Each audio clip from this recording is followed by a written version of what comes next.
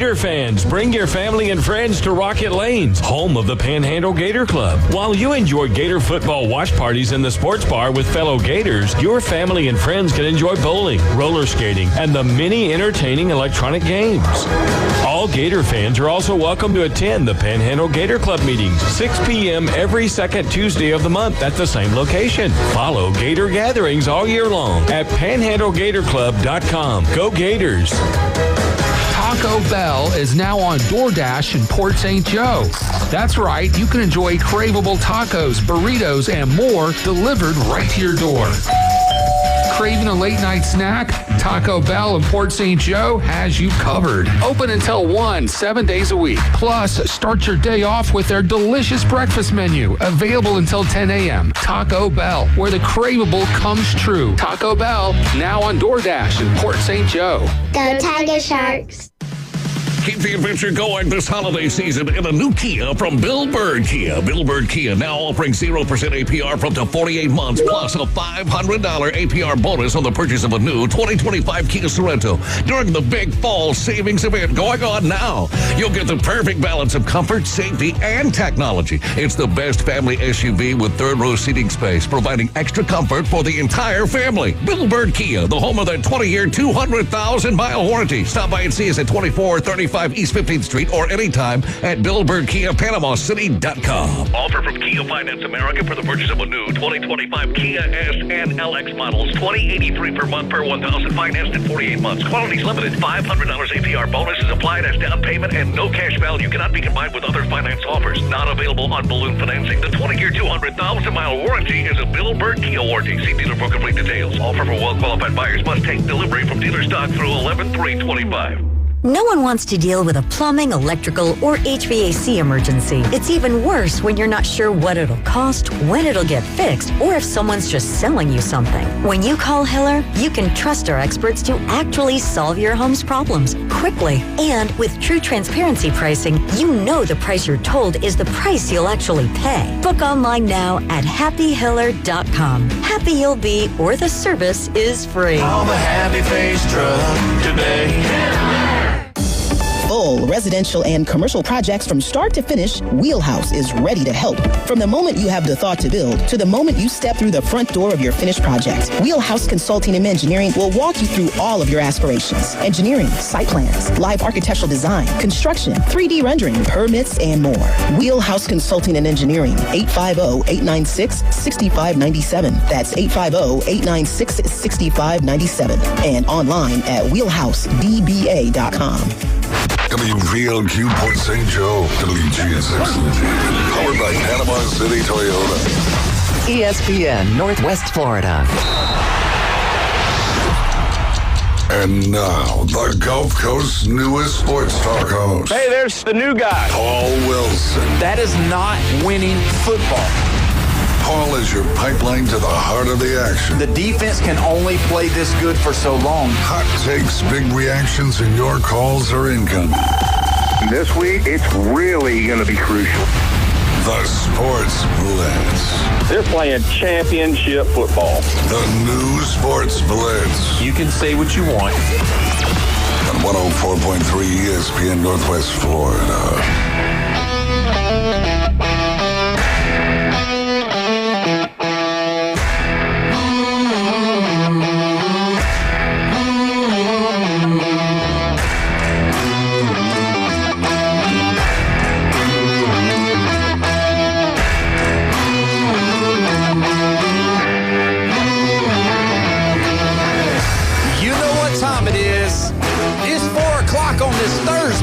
Listening to the Sports Blitz with Paul Wilson at 104.3 ESPN Northwest Florida. Man, I'm so pumped up.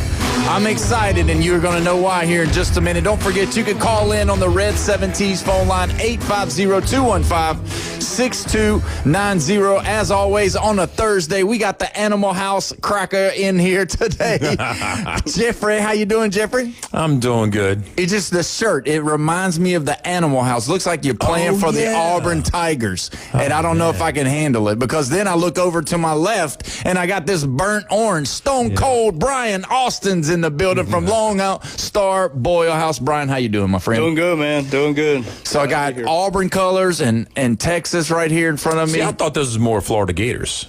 I don't know, man. Maybe I'm getting a little bit of Auburn out. Yeah, of it. maybe time out, man. You know what, Jeff? I'm concerned about you. Okay, like a lot of times you're looking at your phone and you're like this close. Yeah. So wait a minute. Tell me what's wrong. So tell me why it's not Gator. So well, I mean, the color is not Gator. It's Florida. I mean, it's Auburn. It's Auburn. Yeah, it's more of an Auburn. But I'm worried. Hold on, I'm worried about you. No. You have to look at stuff this close. You don't know what colors are. When's the last time you've been to the eye doctor? Oh man, April last year. Yeah. So you know, we don't have any eye doctors that sponsor the show. We're gonna get a sponsor, but we'll get a sponsor. But you got to go see somebody, because your colors are off. You can't see up close. We're struggling. Feel my way around.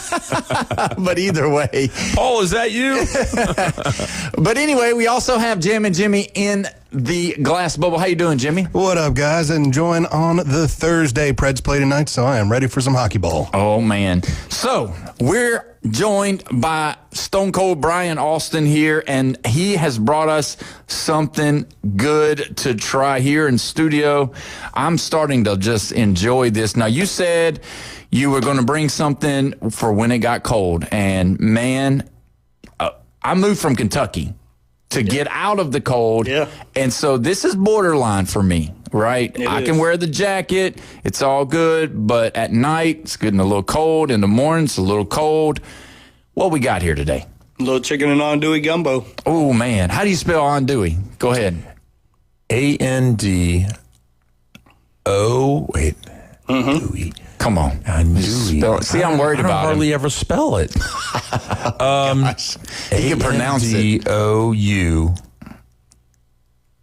I don't know. Man. That's okay. Go ahead. It's not LLE? ILLE. I would have left That's all right. It's okay. We don't have you here for spelling bees, all right? Yeah. It's a good thing. So either way, Jeffrey. So he's using real andouille. I'm sure. Well, I'm going to tell you right now. Go ahead. A lot of people would probably substitute like an Italian or a hot sausage or even a medium sausage in it, you know. But andouille would be like more of the Lafayette area, right? For sure. So this is original. 100%. This is good stuff. Yeah, right? This is like what real Cajun territory really makes. Okay. You know, well, you know what?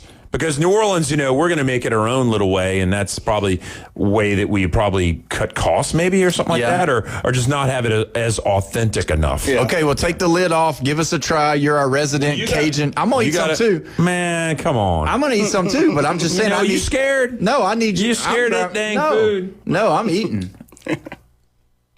I just have to do a show. You can sit over and eat the whole time while I'm doing the show. Yeah. See, you don't get that you don't get the spice right off the bat, and then it takes about a second or a second and a half, and like, whoa. Yeah, it got me. You're like, where's my drink? Where's my drink? Speaking of, you don't have one, so there you go. But, man, that's good. Thanks, man. So when do you serve this? Tonight. So this is tonight. And Halloween party tomorrow. But tonight, what we're doing with it also, we're serving it in bowls and cups. But we're also making gumbo tacos to go with it. Oh, wow. So we are grilling flour tortillas, and then we stuff that with grilled cheese inside of there, shrimp, sausage, and chicken. You take those tacos and dunk them into your gumbo bowl and eat them like that. It's like taking garlic bread, but instead you're taking a tortilla with cheese and all the meat and dipping those. Oh, man. Wow, that's a good idea. You know, I have an idea for you for next spring. All right. Crawfish bread. Oh, yeah. With the cheese and everything. Oh, my God. He probably I'm a foodie. I've had it. Yeah. No, I have people bring me that. I have a hard time. Like, I don't have a lot of time to be able to peel the crawfish. Yeah, that's all the time because I'm just constantly. You basically have to get it. Look, and I'm not knocking. When it comes to cutting corners, there's some that are not good enough. Yeah. But you'll buy these packs of Bernard. Yeah. Frozen, you don't do that? No. No. Look, Yeah, it's a that real might deal. say Bernard on there, but What's it says Bernard. Yeah. You flip it over though, and it says product of China. No way. Or Vietnam, probably. Yeah, it's because Vietnam has a lot of that type stuff. You know? First, you were, pulling for the Blue Jays, and now you're eating Chinese meat. I need to see your passport, son.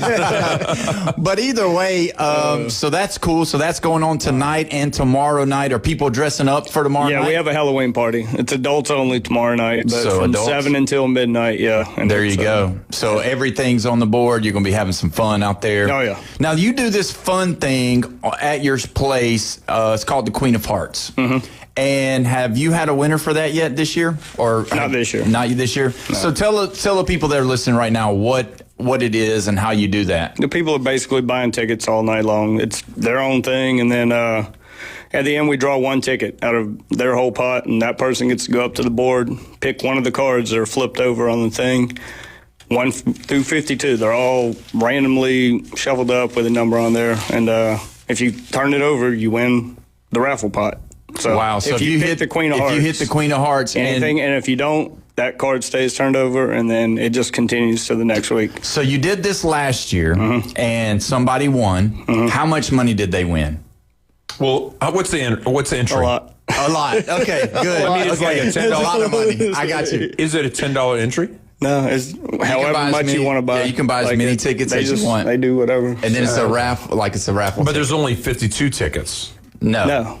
Oh, wow. You can, and they draw the number, and then you get to go pick a card off the wall. It keeps going. But there's only one Queen of Hearts. Mm-hmm. Mm-hmm. Oh, okay. Yeah. So either way, but you know what? Great place, great time, great fun, great food. This is really good. And obviously the reason why I'm not eating is because it bit me a little bit, and I don't want to be drinking during the show. But either way, I mean, I know Jeff's over there. He's able to handle it. Come on, man. But I got to run this show. I got to keep you guys in line.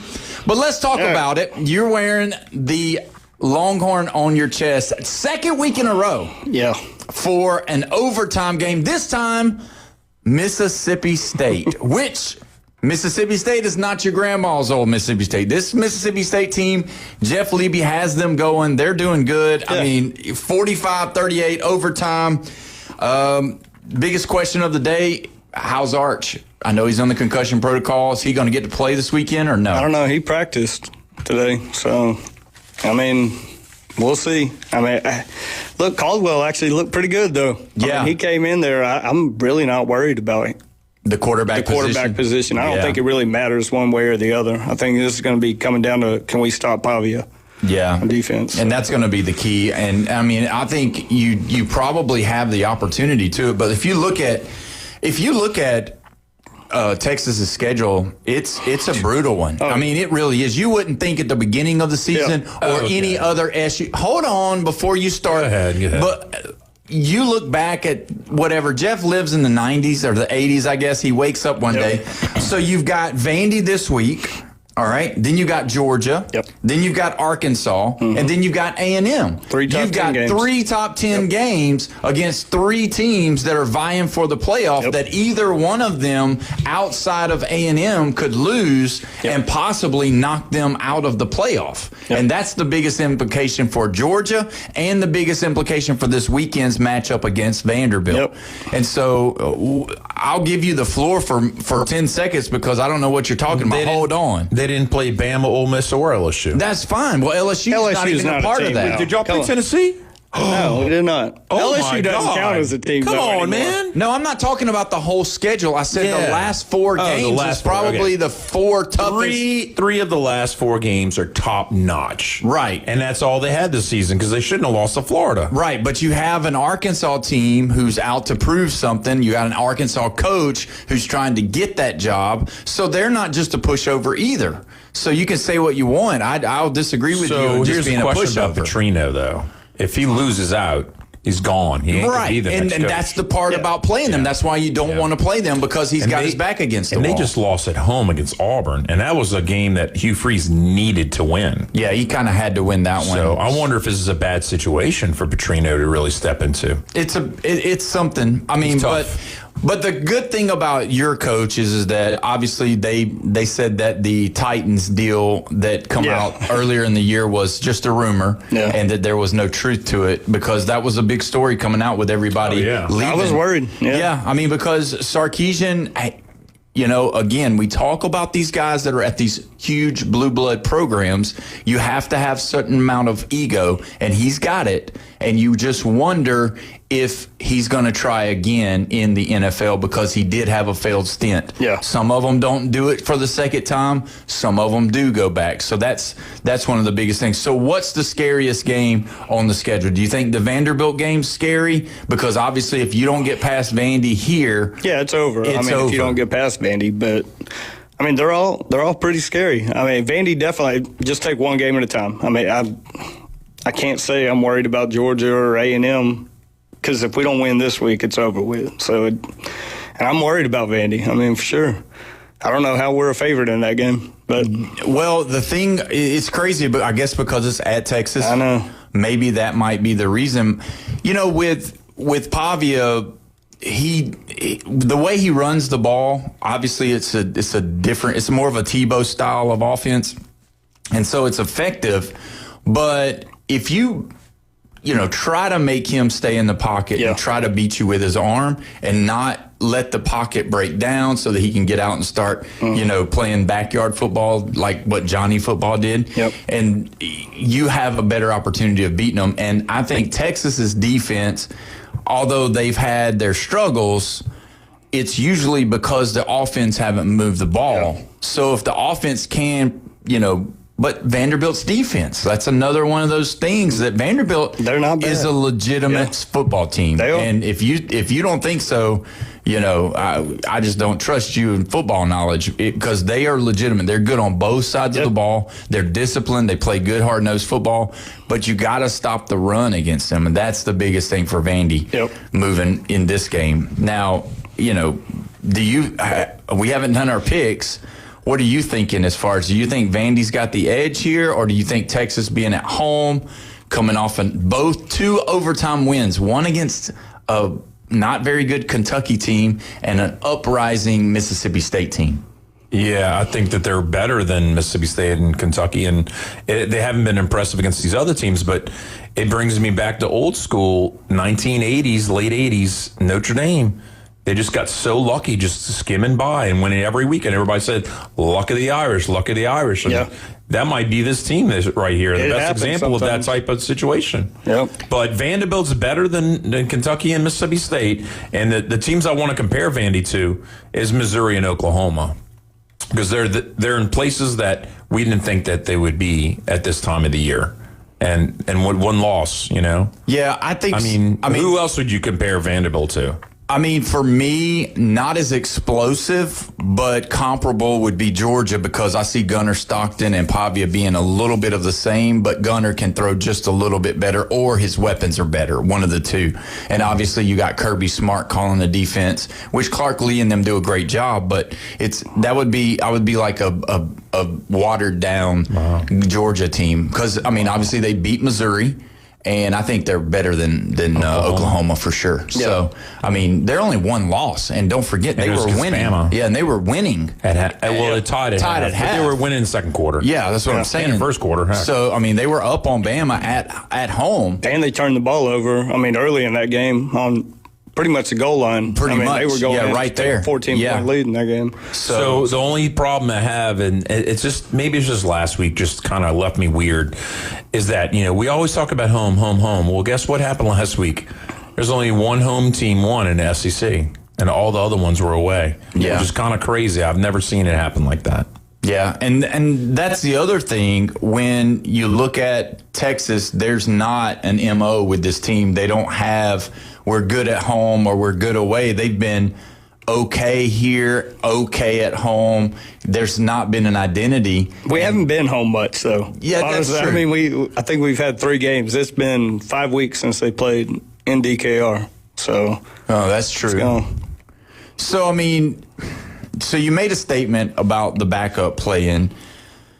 Moving forward, is this really, because you said if they lose this game that the season's over. Yeah. Is this Arch's last chance to, or could you see a quarterback change going on if they don't have anything to lose? Do you see a quarterback competition open, any kind of stuff like that? I mean, Caldwell's a senior. Okay, so he's out. Third team. He's been a transfer guy, so, I mean, what's the point of that? He's not going to be on the team next year. Yeah, so that wouldn't bid them well to do. That'd mess up your going forward. Don't they have Lacey there? Isn't Lacey there? They do, but, I mean, I don't know if he's played any. I don't think he's played any, so I guess he could technically play some games and still get his red shirt. So yeah, but I doubt it until the latter part, and then making sure that Arch is okay with this game. So they're probably going to go with him. So let's talk about 2-loss Texas, because there's a possibility that a big-time program with 2 losses might be left out of the playoffs, right? Yeah. Yeah, but if they ran that table, there's no way. Like, not Texas. If you have 3 top 10 wins in the last 4 weeks, I don't know. We talked about how we could have like 4 or 5 one-loss teams in SEC, and from outside of that, you know, if A&M runs the table and loses to Texas in the last game of the season, that would be where you would have to have somebody drop a game, whether it be Alabama, whether it be Georgia, whether it be Vandy. Vanderbilt losing to Tennessee at the end of the year. Yes. Yeah. And y'all need maybe the Gators to win 1 or 2 just to strengthen up your schedule, because that's a team you lost to. Yeah. You know, because you lost to Ohio State and they're undefeated, right? Yeah. So you need Florida to at least be, you know, again, everybody's going to make that excuse, you know, oh, they lost to 5-7 or 4-8, you know, Gators. At least if they make it 6-6, you know. But I mean, that's, if you run the table there, I still think you might need help from other conferences or other. Yeah. Like ACC only put 1 team in again. And well, actually, they had 2 last year, but still. I mean, maybe Virginia and Georgia Tech get knocked off, and Miami too. Yeah, you don't. It would just really, it would be up to some other people. I do agree that they would be the first 10-2 team in that's not a conference playoff winner or a conference winner. But because when you look at A&M, if they win out, they'll either be the 2nd or 3rd ranked team. It's going to depend on what happens in that Big Ten championship with Ohio State. I'm talking about just having the rankings come out because the rankings will be coming out soon, so we'll know what they think about Texas. Yeah. This win this weekend should catapult them into a higher bracket for whenever the committee starts to pick. And I will say, the Big Ten's only going to have 3 teams in this year, to where they had 4 last year. So that's another spot that's going to be open up for one of the other SEC teams, more likely. So Ohio State, Indiana, and Oregon. Yeah. And then that's it for There's them. no way anybody else gets in. Yeah. No way. I don't think so either. No. And because Penn State's dropped oth, they're out. Michigan, USC is not a playoff team. Iowa's definitely not a playoff team. Yeah, see, that's the crazy thing. Did I send you the rankings for the Big Ten? Somebody had Iowa at 4, and Iowa's not even ranked. Yeah. And they got like 27 points in the AP poll. And Michigan's number 21 and got like, I don't know, 200 and something points in the AP poll, and they're not the 4 in the Big Ten. That just didn't even make any sense to me. And then Washington was set out at like number 6. So yeah, I mean, there's a good possibility. There's a good possibility that you've got one team from the Big Ten not going to be in, so that bids the SEC another spot. Yep. And then if you had something crazy happen with the ACC in these last couple of, and what that could be is a very easy one, and that would be that Georgia Tech gets blown out by Georgia and then get blown out by whoever they play. Oh, yeah. So if that happens, the committee would say, no, they're not worthy, so they're out. Yeah. And Kentucky beat Louisville. That'd be crazy, because that would strengthen up the SEC. That would strengthen, And then the ACC would not look like, you know, like, are we really putting 2 teams in? I mean, it possibly could. And you also kind of want to hope that BYU kind of runs the table in the Big 12, because I mean, let's look at it. They go 12-0 and lose the conference championship. A 12-1 BYU is going to be in before 10-2 Texas possibly. It like depends. SMU was doing last year. It would depend on the strength of schedule and if they were ranked higher in the committee. Yeah. Because remember it's all about ranking. Yeah, they It's did all the about ranking now, so that's all that's going to matter. They're not doing the first round bye stuff as they were. We only have about 30 seconds. The Cowboys. Yeah. We got to bring it up. Hey, every other week, man. Geez. Every other week. What in the world? 3-4-1. 3-4-1. America's team. America's team is looking like the Commanders are falling apart. Yeah. And the Giants are trash, right? God. It's hard to watch that defense. It is. Yeah. And that's the thing. It's like, man, you've got all the tools on the offense. You got two good wide receivers. You run the football well. Dak's playing at a high level. But your defense just is like, it's so like bad. Paper thin. It's not very good. Your corners are not very good. No. Bland is it. Yeah. That's it. I mean, there's nobody else on that secondary. It's just like, let's just outscore everybody. And, from what I'm hearing online and everything else, it doesn't seem like Dallas is trying to target any defensive help. No. Grabbing a corner or a safety or something like that, it just seems like it's just not in the cards. Yeah. And I don't understand, because he's been very aggressive at times, but he's not very aggressive right now. And he's got a good offense, an offense that can play playoff football, but the defense is like bottom tier, bottom of the barrel defense. They need to give that offense something on that side. I mean, they're wasting this whole year right now. Parsons is gone. Yeah. I mean, go out and make a trade. Get Hendrickson. Get Max Crosby. Do something. There's plenty of bad teams out there that need to get rid of some guys off of that team. Because one good player on the defensive line, whether it's a defensive end or a defensive tackle, that can make the quarterback uneasy to rush throws and stuff like that, that would be one of the bigger helps for the Cowboys to do. You'd be just stripping the Saints away. Yeah, just take that's them all all. we got is defense. Yeah, take them all. Yeah, it's awful. So we scored 3 points last week. I know. Against the Bucs. I know. We're not. The Bucs don't even have wide receivers. Yeah, we're not going there. Well, Brian. Yeah, man. So you're gonna have, so the fans can hear one more time, you're gonna have this great gumbo tonight. Gumbo with gumbo tacos. Tonight, and then tomorrow night, adults only. Adults only Halloween menu. So we'll have a special menu going on. Kind of light food, gumbo, maybe chili tomorrow night, just easy thing. Everybody's dressing up, DJ on stage till about midnight. Wow. So going to be a really good time out there. Yep. You got the heaters going and the giant fire pit going. Everything. Awesome. Well, everybody, what's the address so everybody will know? 320 West 5th Street, downtown Panama City. Downtown Panama City. Great place to go. Lone Star Boil House, Stone Cold Brian Austin, thank you so much for being with us today. And when we come back, we've got some high school football to talk about. You're listening to the Sports Blitz with Paul Wilson, 104.3 ESPN Northwest Florida.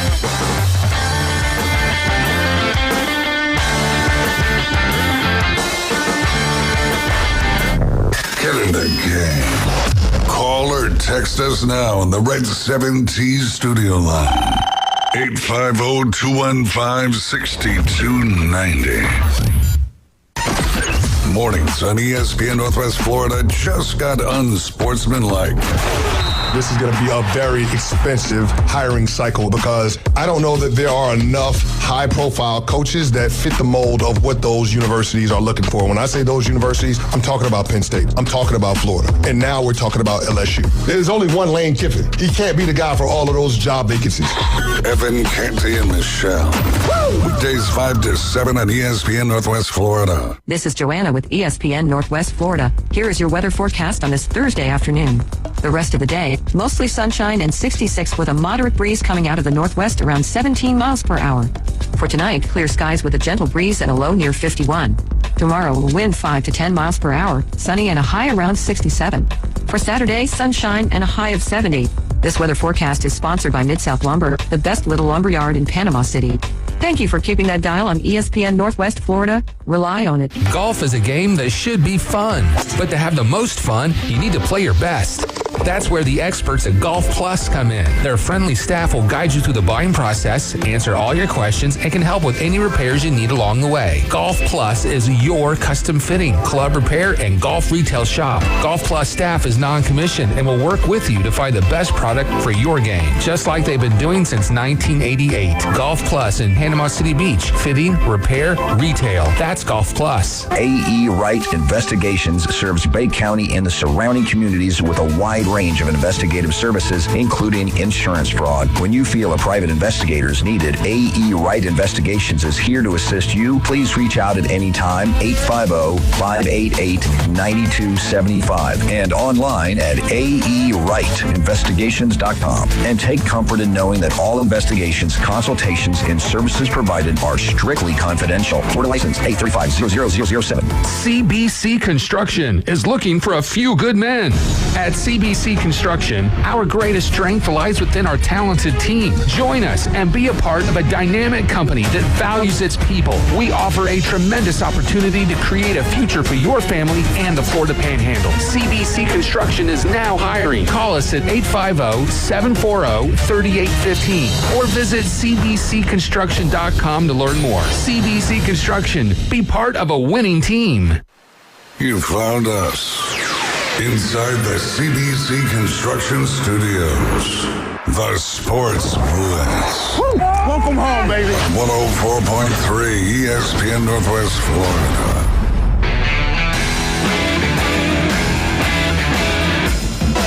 Welcome back. You're listening to the Sports Blitz with Paul Wilson here at 104.3 ESPN Northwest Florida. We're so glad that you decided to join us.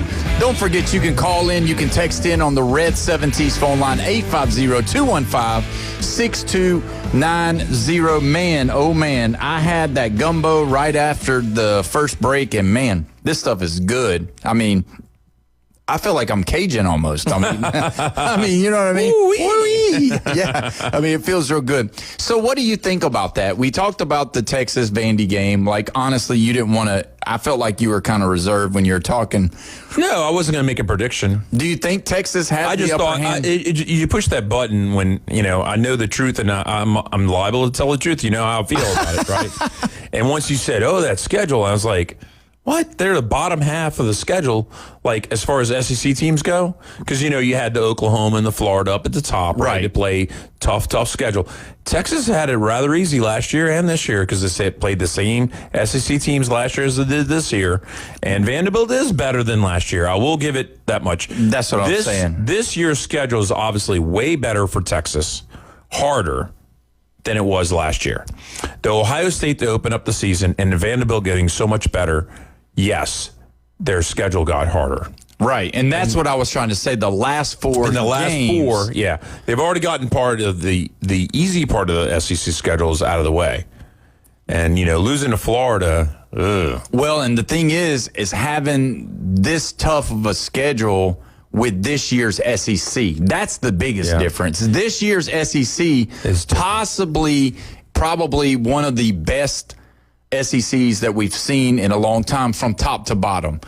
Obviously, at least on the top 7 or 8. Because we have so many one-loss teams in there. That's what I'm saying. And then you also have these teams like Auburn, who you got to be able to score points on that defense that they have. Yeah, I mean, you can raise your eyebrows to me all you want. They're one of the 4 teams that's only given up less than 25 points in a game all year long. I mean, that is phenomenal. That is phenomenal. And when you're in a conversation with Ohio State and Indiana, who are undefeated, and a one-loss Miami team, who easily could have been undefeated. And what's their schedule? I mean, what's their record? 3-5. 3-5, yeah. No. 4. Are they 4-4? Wait, they're 4-4 because if they take the 2 losses, like I said they would, they would be 6-6. So they're 4-4. But that's what I'm saying. So to be 4-4, I know, but average. to give an average lower than 25 points a game, that's what I'm saying. So when you look at Auburn and you look at Kentucky, now we can agree Kentucky's not very good. No, and Florida hasn't been very good this year.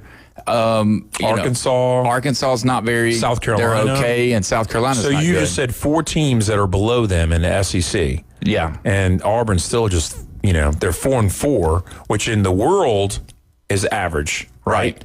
But they play a better than average schedule. So, and I mean, that's where you look at it. You're like, man, what in the world? So now I was not going to make a guess on Vandy, Texas, who's going to win. We do have pick 'em today, and I haven't picked them. Well, we can. I'm going to wait till the last second. Well, we'll pick them today, but I just wanted to kind of I didn't know because you kind of looked like you were like leaning towards Vandy, but then you kind of pulled. It seemed like you were pulling it back. No, I was just talking about that schedule. I felt it was disrespect if you were going to say, "Oh, the schedule." Well, the schedule hadn't been much, but it will be. Yeah, at the end, because when you're playing top 10 teams like that, I mean, and I know that you can look. So here's a question. Here's a question, and I think I know what your answer is. Mm-hmm. Texas A&M goes 11-0 and then loses to the Longhorns, and Texas A&M loses the SEC championship, so they're 11-2. Mm-hmm. The Longhorns go in before the Aggies. Not just because they beat them head on, but the Aggies are on a 2-game losing skid, and the Longhorns get in. Yeah. That'd be the dream scenario for the Longhorns, because not only are they keeping the Aggies out of the playoffs, which they love. Yeah, but to get into the playoffs. But they get into the playoffs. But obviously you'd have to beat Vandy. You have to beat Georgia. Yeah. And then you have to beat them. And And that gives Vandy and Georgia their second losses. If they win out, yes, they're in. Yeah. They have to be. I mean, and then Georgia's out. You're right. And then it's who they have in front of them as they're knocking those teams out and down. Yeah. Below them. A&M can still be in, but it would just depend on what they do in the SEC championship. Yeah, or even if they make it to the SEC championship. Because A&M, I mean, they could not. I mean, there's a possibility they can miss it. Bama just controls their own destiny, and they don't have as tough of a schedule. Yeah, with LSU not, being what we thought they were, that helps Alabama. And you'll have Auburn. And then Auburn, yeah. And then you have Eastern Illinois. Yeah. And I can't remember the other SEC team you'll have. I thought that was it. Was there one more? I think you have one in between LSU Might have been Eastern Arkansas. Illinois. I was thinking. I don't know. Maybe it is Arkansas. But either way, when you look at the schedules going forward, Texas has the most to prove. Texas is going to have to win out to get any. Some of the fans, Christopher Hobby, he said that Vanderbilt's going to win. Yeah. And I would say most people are probably, even though he said that they're favored to win in this one. I just don't see it. I see you talking about the home thing. Yeah. But there again, it doesn't matter. Don't tell Brian secretly. Tell me, are you for Texas or are you for Vandy? I can't. I'll tell you. You can't hurt Brian's feelings like that. Well, the deal is the only reason why you want me to tell you is so that I'll give you a hint on who I'm picking so that you can follow me. No, because I'll tell you right now. There's a lot of times where I'll be like, I'm for Vandy, but then I'll pick Texas because I think Texas is really going to win it. Well, and that could be. Yeah. But, when you look at the SEC and then, you're always going to have your Big Ten homers that are going to talk about it. And they're going to say, oh, well, we beat Texas and if Texas blah, blah, blah, blah, blah. But you beat Texas by 7 at home. The first game of the season, obviously, we'll give everybody a pass on that first game. Thankfully, we'll give Alabama a pass on that first game. Yeah. So when you give yourself a pass on that first game and then you look at the body of work of what each team has done, Ohio State has gotten better. Texas has not gotten better. And Texas is... The question about Texas, is Texas a team that plays to the level of their competition? Because if you look at all of their games, they've played to that level every time. Yeah. Because if the 14-point Texas team would play against the lowly Florida Gators, you would think that they would blow them out or at least beat them by a touchdown or two. Well, look what they did last year. Yeah, exactly. They beat them like 49-3 or something like that. Right. That's what you would expect. Yeah. But it's not. They're probably the most team that plays like the team that they're playing. Yeah. And so with that, if you think, so do you think, I'm not trying to get you to tip your hand, do you think this game's going to be a close game? Do you think Texas and Vandy is going to be close, or do you think one team or the other is going to pull away? Well, without just divulging who I'm picking, I'm going to tell you that the winner could easily have 24 points. Yeah. And that's it. Whoa. The winner. Really? Oh, yeah. Well, don't forget, Missouri's defense is good. Yeah. But And Alabama's defense is good. Yeah. Okay. But so look at what Alabama... That tells me two different stories. Yeah, because they only scored 14 on Bama. Exactly. But if you look at how Missouri played Alabama, then you look at how Vandy played So that tells Missouri. me Vandy has a good defense. It does. Yeah. It not only that, is it better than Alabama's defense? And if it is, with Texas's offense sputtering at times, their defense has to hold. Their defense is going to have to hold. Their defense is good, but that Mississippi State thing was just strange and weird. Sometimes one game gets away from you like that on the score. But we didn't have Texas having 38 points in regulation. Well, and that's the thing. Like, you really don't know what team is going to show up, and then you've got this lingering Arch Manning question. Mm-hmm. Is he going to be able to play? Because he is in the concussion protocol. So, I mean, is there a possibility that you got Caldwell being the starting quarterback? And then is that what Texas needs? Will he be able to, as they say, rally the troops and pull off this upset, even though they're favored to win? Because to me, even though they got the favor to win, I still think that Vanderbilt's the favorite here. Mm-hmm. And so that's where I lean to too. So you know I'm a pick. I know it. I already know. And that's why I was kind of trying to push you a little bit, because you're trying to be really kind when Brian was here. Because you don't have a lot of good things to say about them Texas Longhorns because you're the fans. Well, at least they've been quieter this year than they were last year or the year before. Because the year before they joined the SEC, they were running out. We're going to run the SEC. We're going to do this. We're going to do that. And then the only team that was able to shut them up, thank God, was Georgia twice last year. Yeah. And then they kind of calmed down a little bit, Yeah. Well, and that's what you really think about when you look at this team, this Texas team against this Vandy team. The Vandy team is a team that everybody is kind of like, they have everybody's attention. And that's when you watch this Vanderbilt team, you are going to see it's almost lightning in a bottle. And it's not that he's going to rush for 5,000 yards, but he's just going to move the football and score. Third down conversions. Yeah, that's what they do. And it's like old school football a little bit. Yeah. With a just a in your face, in your mouth type of run game. So, well, what we're going to do, we're going to throw our schedule off just a little bit. We've got Coach Brown from Bay High coming on soon. And so what we're going to do, James, is we're going to go ahead and take our next break so that we can go ahead and get Coach Brown on. He's ready to come on. So when we come back, we're going to talk to Coach Brown from Bay High. You're listening to the Sports Blitz with Paul Wilson, 104.3 ESPN, Northwest Florida.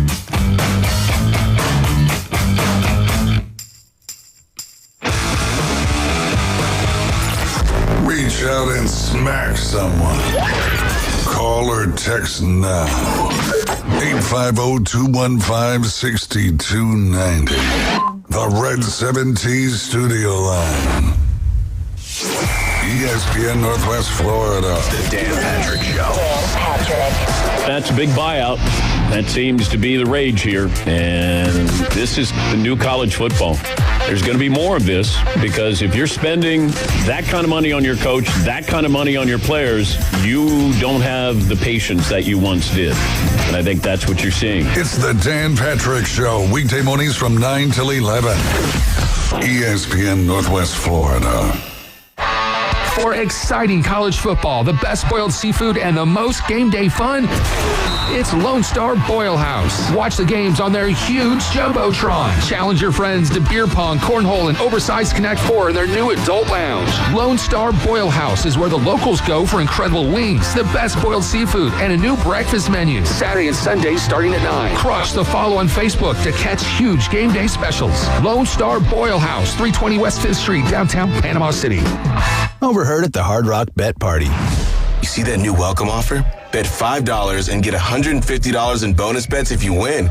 I think we got to jump on this. What's John Daly think? I think you got to grip it and rip it. Grip it?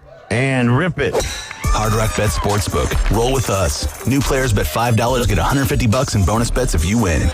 Payable in bonus bets, not a cash offer. Offered by Seminole Tribe of Florida. Must be 21 plus and physically present in Florida to wager. Terms and conditions apply. If you or someone you know has a gambling problem, please call 1-833-PLAY-WISE. Signworks, a business serving businesses since 1985. Everything from signs and banners, vehicles and boats, magnetic and real estate signs, contractor signs, and much more. Signworks can do large format, full color printing too. Signworks, a real professional in the business world. Call Signworks at 785-8899. Signworks, 850-785-8899. The Kings of the Swamp. Ball's loose at the 38. Gators got it. Wow. Join us for the Florida-Georgia game on Saturday, November 1st. Quick race down the near sideline. 20, 15, 10 with 5. Touchdown, Gators. On your home for Florida football. Coverage starts Saturday at 2. Kickoff at 2:30. On your spot for the Florida Gators on the Gulf Coast. It's 104.3 ESPN Northwest Florida. Now, we're live and local inside the CBC Construction Studios. Marquee matchups, huge rivalries, and fan favorites. The college football headquarters on the Gulf Coast is 104.3 ESPN Northwest Florida. Now back to the Sports Blitz. Welcome back. You're listening to the Sports Blitz with Paul Wilson here at 104.3 ESPN Northwest Florida. Don't forget, you can call in. You can text in on the Red 17's phone line, 850-215-6290. We're pumped up. We're ready to go, and we are excited to have on the phone line with us for the first time, Coach Jeremy Brown of the Bay High Tornadoes. Coach, how you doing? I'm good. How y'all doing this afternoon, guys? We are doing fantastic. It's been a long time coming, Coach. We've been talking about it. We finally got, your time schedule. Being at this afternoon hour, it's just tough to get high school coaches on because you guys are in the grind of it. But speaking of the grind, you got one tomorrow night against local team Bozeman. How is your outlook for this game as far as what you want to try to do, because you know that the playoffs are coming?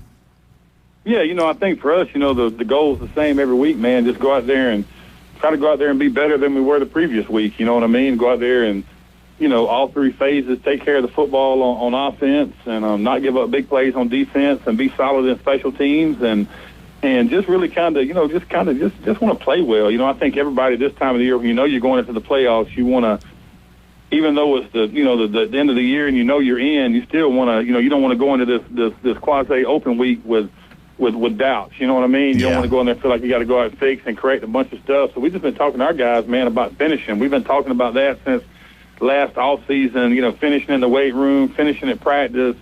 Every day at practice, we finish practice with a goal line period and, best on best, and just trying to get in the guys' heads the importance of finishing. And tomorrow night, we got an opportunity to do that. Yeah, and this year being the year that a lot of people have been really high on you guys, and they should be because of the work you guys been putting in on the off season, and then it's now showing up on Friday nights, Thursday nights sometimes. But this team is loaded with seniors. Why don't you give just some of the names of the seniors, because I know that this will be their last home game of the season as far as like in the regular season, not talking about playoffs. Give some of the names of the kids that's kind of, been with the program and you just want to, shout out their name. Yeah, I think, offensively, you talk about, you start with, up front, our only senior offensive lineman, Camden Hurt, guy that's been in the program for 4 years, a leader for us, a captain, and then you talk about, Zay and MJ and TJ and Javar and Omari. You talk about those guys and guys that have been in the program and that are just leaders for us. And we've seen a tremendous amount of growth with those guys, not just on the field but off the field. And, it's neat when you get those guys for 4 years like that and you watch them mature and they go from being gangly, goofy little freshmen to 17, 18-year-old kind of. You see them going into that young man stage, you know what I mean, which is pretty awesome. And then, on defense, we're fairly young on defense, but, Bryce Hughes, the linebacker, guy that's been in the program with us for 4 years. Prentice Grant was with us was with us early and then moved to Texas and then moved back. Decatur Bell out at corner, and then obviously TJ on being a guy on both sides of the ball. That group of seniors, man, has been really really special to us, and they've got we told those guys last year that in the off season they had a chance to do something special. You know what I mean? They had a chance to be a senior class that won 3 out of 4 district championships and have a chance to get in the playoffs. We told them this week, kind of creating their own history and kind of their own legacy a little bit. We can be the first team in Panama City in the history of Panama City football to win a true outright county championship, because I think we're the first team that's played everybody in the county in the same year. Wow. There were some years that, when I was at Mosley that, we didn't play Bozeman or we didn't play North Bay, you know what I mean, and stuff like that. But this year we played every team in the county, and so we've got a chance to, go tomorrow night and close that deal and kind of have a, stake our own little piece of history. So y'all played Bozeman, Rutherford, Arnold, North Mosley, Bay. North Bay, all of them? Yeah, we played everybody. Yeah, that's awesome. I think it's the first time. I think it's the first time that's happened that everybody's played, that somebody's played all the teams in the county in the same year. Oh, wow. Yeah, I didn't even know that. That's fantastic. So tomorrow night, it's not just one of those games. It's a game that matters and means something. Obviously, you guys are heavily favored, but what will the playoffs look like? Because I know that they changed the rules, they've done some stuff, and they moved it on. So the listeners understand how does this whole thing work out as far as the playoffs go? They're going to announce them, and then they put you guys, rank you. Is that correct? Yeah, we're each week they do a ranking, and the top 4, the top 4 seeds host. Right now we're the 2 seed. And tomorrow night's a big game for us because, we're really close with Bishop Kenny in the 2-3, and so if we go out there and lay an egg and take an L, then we're probably going to drop to the 3. And we really want to, we really like to stay at the 2, because if you stay at the 2 and win, you're going to probably get at least 2 playoff games at home. You know what I mean? And so, and our region is so crazy right now because you've got Godby, Baker County, and West Florida. They're all in that 6, 7, 8. And, right now we're projected to play Godby, but you never know what might happen tomorrow night. That might fluctuate. So we just kind of talked to our guys about going out there and controlling what we can control and try to stay in that 2 seed. Yeah, well, that's real important. I know you brought up Javar. I do want to go ahead and announce, this will be the first time that we announce it, that Javar is the Sports Blitz Player of the Week with the 6 catches, 132 yards, the 2 touchdowns. I went over and got to talk to him and just kind of spend some time with him. And how special is Javar? Yeah, man, he's turned into a great kid. You know what I mean? Just he's bought into our program and the weight room, and just, man, he's just he's as a player and as an individual, a leader, a kid that guys on the team kind of look up to. And obviously on the field, I think the thing that gets missing sometimes with JT is that when he's not, how much he affects the game when he's not getting the ball. You know what I mean? Defenses are rolling covers to him and taking things away from him, and it's opening things up for his teammates. But yeah, man, he just, I was actually sitting out on the golf cart today at lunch duty when he came out. Man, he had a big old smile on his face, had his T-shirt and his certificate. Man, he was fired up. Oh yeah, he was definitely excited. When I walked into the building, he was looking and he stood up, and I was just like, man, you see him on the field, and then you get next to him. I'm 6'1", 6'2" with shoes on, and he's a lot taller than I am, and I was just like looking up to him. He looked like he's 6'5" in that picture. Yeah, he's every bit of 6'5", 6'6". Yeah. I mean, he's long, and and the thing with JT is, he's young. He's only 17, so he's not. He might hit another growth spurt. Wow. Yeah, that's crazy. That's pretty awesome. So, like, when you talk about going out and looking, where do you feel like your strengths are? Is it really the offense? Is that what you're Because I've went and watched some of the games, and I've seen how you guys move the ball. You go up tempo, you can run the football, you can throw it deep for sure, and you can stretch the field. What do you think is really the key for the style of offense and the style of play that you guys play? I think it all starts with the offensive line. You know what I mean? We ask those guys to do a lot. We ask a lot of them. Run blocking, being physical, and then being physical in pass protection. And we're getting a lot more.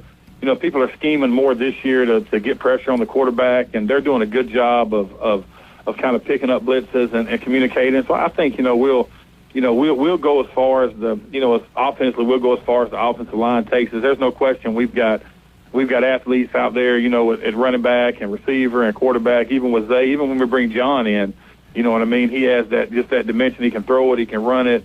He really had a really good game last week, and some of our short yardage stuff. Just feel like we got some guys that just are matchup problems. But it all starts up front, and then you guys know how it is, man. Defense wins championships. Yeah. I mean, we've been fortunate this year, and to be able to get stops when we needed to get stops. That West Florida Tech game, defensively, those guys really grew up. We were down 16 with under 2 minutes left, and we just told the defense, hey, guys, just keep playing. We got to get some stops. And they believed in it, and they did it, and we were able to score on offense. And I think that gave our kids an enormous amount of confidence. Well, we do this thing here at the station where on this show we push the head high school football coach aside, and we start with the last 5 minutes here. We start talking about some college football because I know you watch football on Saturdays, Coach. Who do you pull for? Who's your team? I'm an Auburn fan. Oh, so you and Tommy Joe Whidden are on this Auburn Tiger team.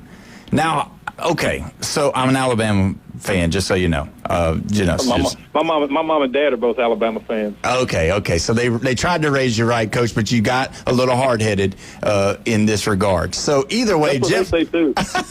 Well, Jeff's wearing an Auburn shirt today. It looks like it's not. It's not. So what's the colors of Florida? Well, they're orange and blue, but not dark blue. What's the colors of Auburn? They say Florida didn't know what color they wanted to be until they played Auburn the first time. That's right. So what do you think about all these coaching carousel going on right now in college football, Coach? What do you think about all of that? Yeah, it's this year is unlike anything we've ever seen, especially I think this point of the season. You know what I mean? So many guys have been let go this point of the season, but I think that's unfortunately, and I think that's the culture of where we are in college athletics. You know what I mean? I mean, you're not gonna get 6 to 8 years anymore to turn a program around. I mean, you're the money that they're spending, that they're paying coaches, and the money that they're spending in the NIL with the transfer portal. I mean, they're expecting the guys to come in 2 and 3 years and turn that thing around. And so it's changed. I mean, it's completely changed the dynamic of college football without a doubt. Yeah. Now, we have been in discussion, and we've asked some of the other guests that we've had on, do you think, because me and Jeff disagree, we totally disagree on this one, do you think that Florida, speaking of Florida, do you think Florida is still a top 10 job in the country? I don't know. I go back and forth on that. I think they should be. I think they can be, but I don't know, man. There's so much parity.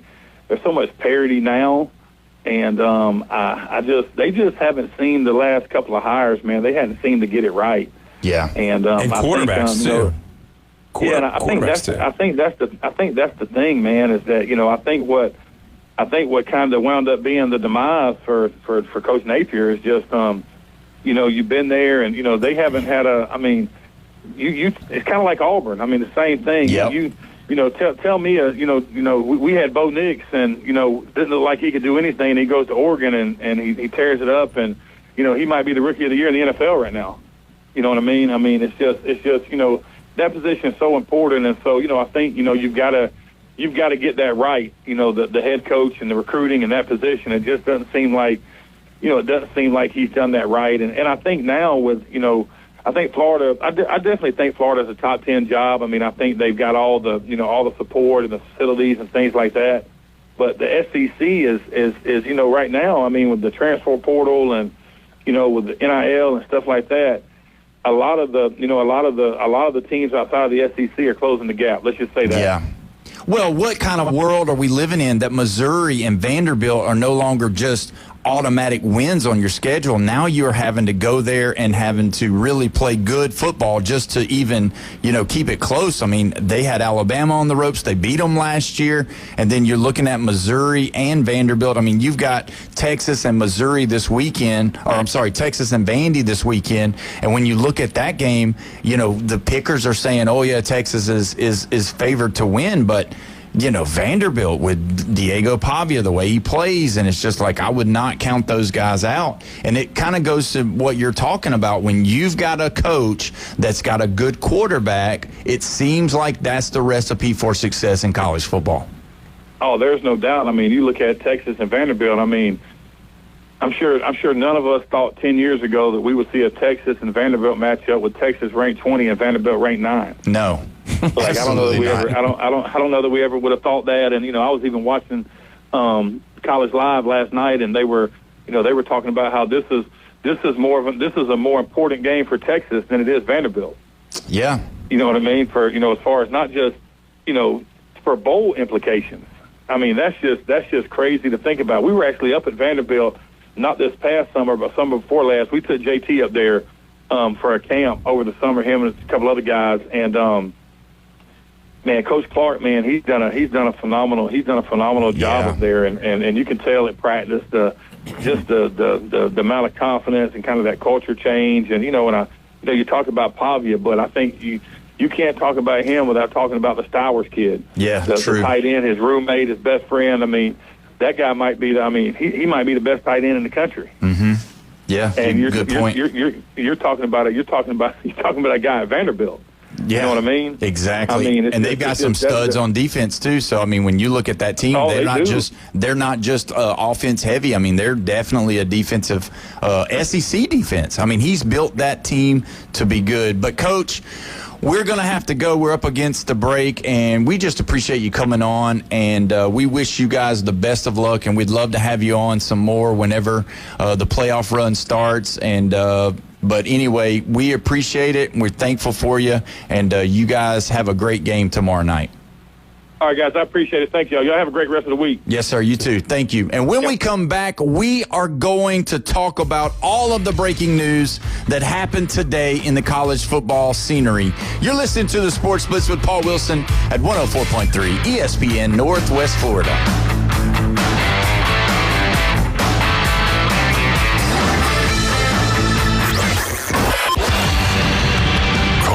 Text in now on the Red 7T studio line. 850-215-6290. Your home for college football. ESPN Northwest Florida. This Saturday, it's a college football triple header. 75 yards. Wow.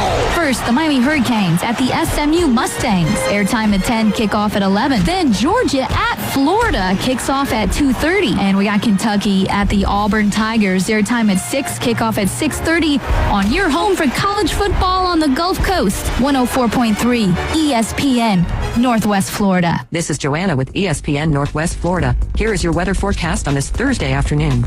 The rest of the day, mostly sunshine and 66 with a moderate breeze coming out of the northwest around 17 miles per hour. For tonight, clear skies with a gentle breeze and a low near 51. Tomorrow, a wind 5 to 10 miles per hour, sunny and a high around 67. For Saturday, sunshine and a high of 70. This weather forecast is sponsored by Mid-South Lumber, the best little lumber yard in Panama City. Thank you for keeping that dial on ESPN Northwest Florida. Rely on it.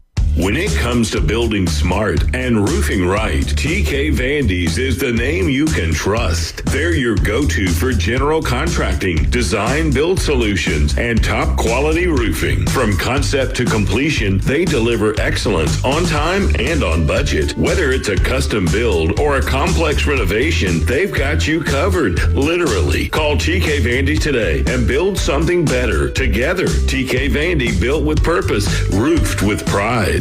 Get ready to connect. ESPN Northwest Florida is thrilled to introduce the newest rock stars to the Panama City Beach Chamber of Commerce. Welcome to the Beach Chamber. Adina Photography, Aussies 38, Courthouse Coffee, and John Burris Jr., Small Biz Funding Partner. We're here to champion your success and connect you with this amazing community. Congratulations from ESPN Northwest Florida. And the Panama City Beach Chamber of Commerce, reaching Bay County and beyond.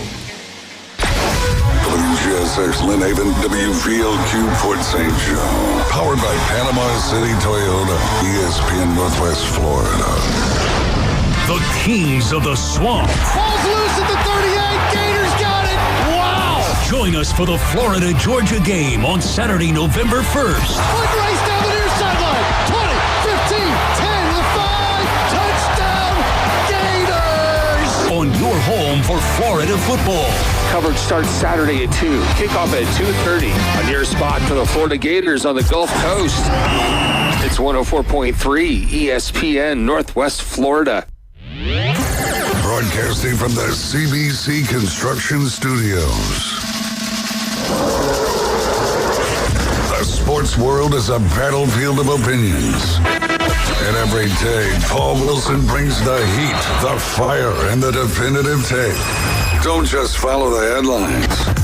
Be a part of the story on the Sports Blitz. ESPN Northwest Florida.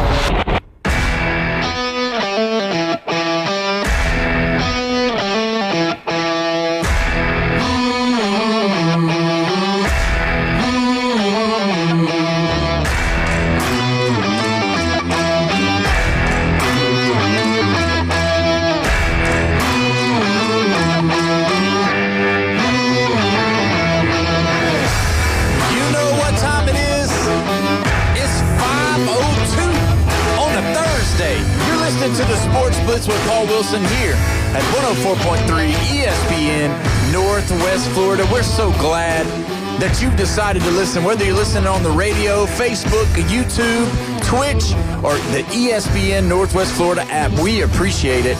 Give us a like, give us a comment, give us a share, and also you can call in, you can text in on the Red 70s phone line, 850-215-6290. That phone line is made for if you disagree with Jeffrey, especially with the shirt that he's wearing today, because he's saying it looks like the Florida Gators, but I'm telling you guys, it looks just like an Auburn frat boy sitting across from the table from me. So either way, I got Jeffrey here. We've got Jimmy on the ones and the twos.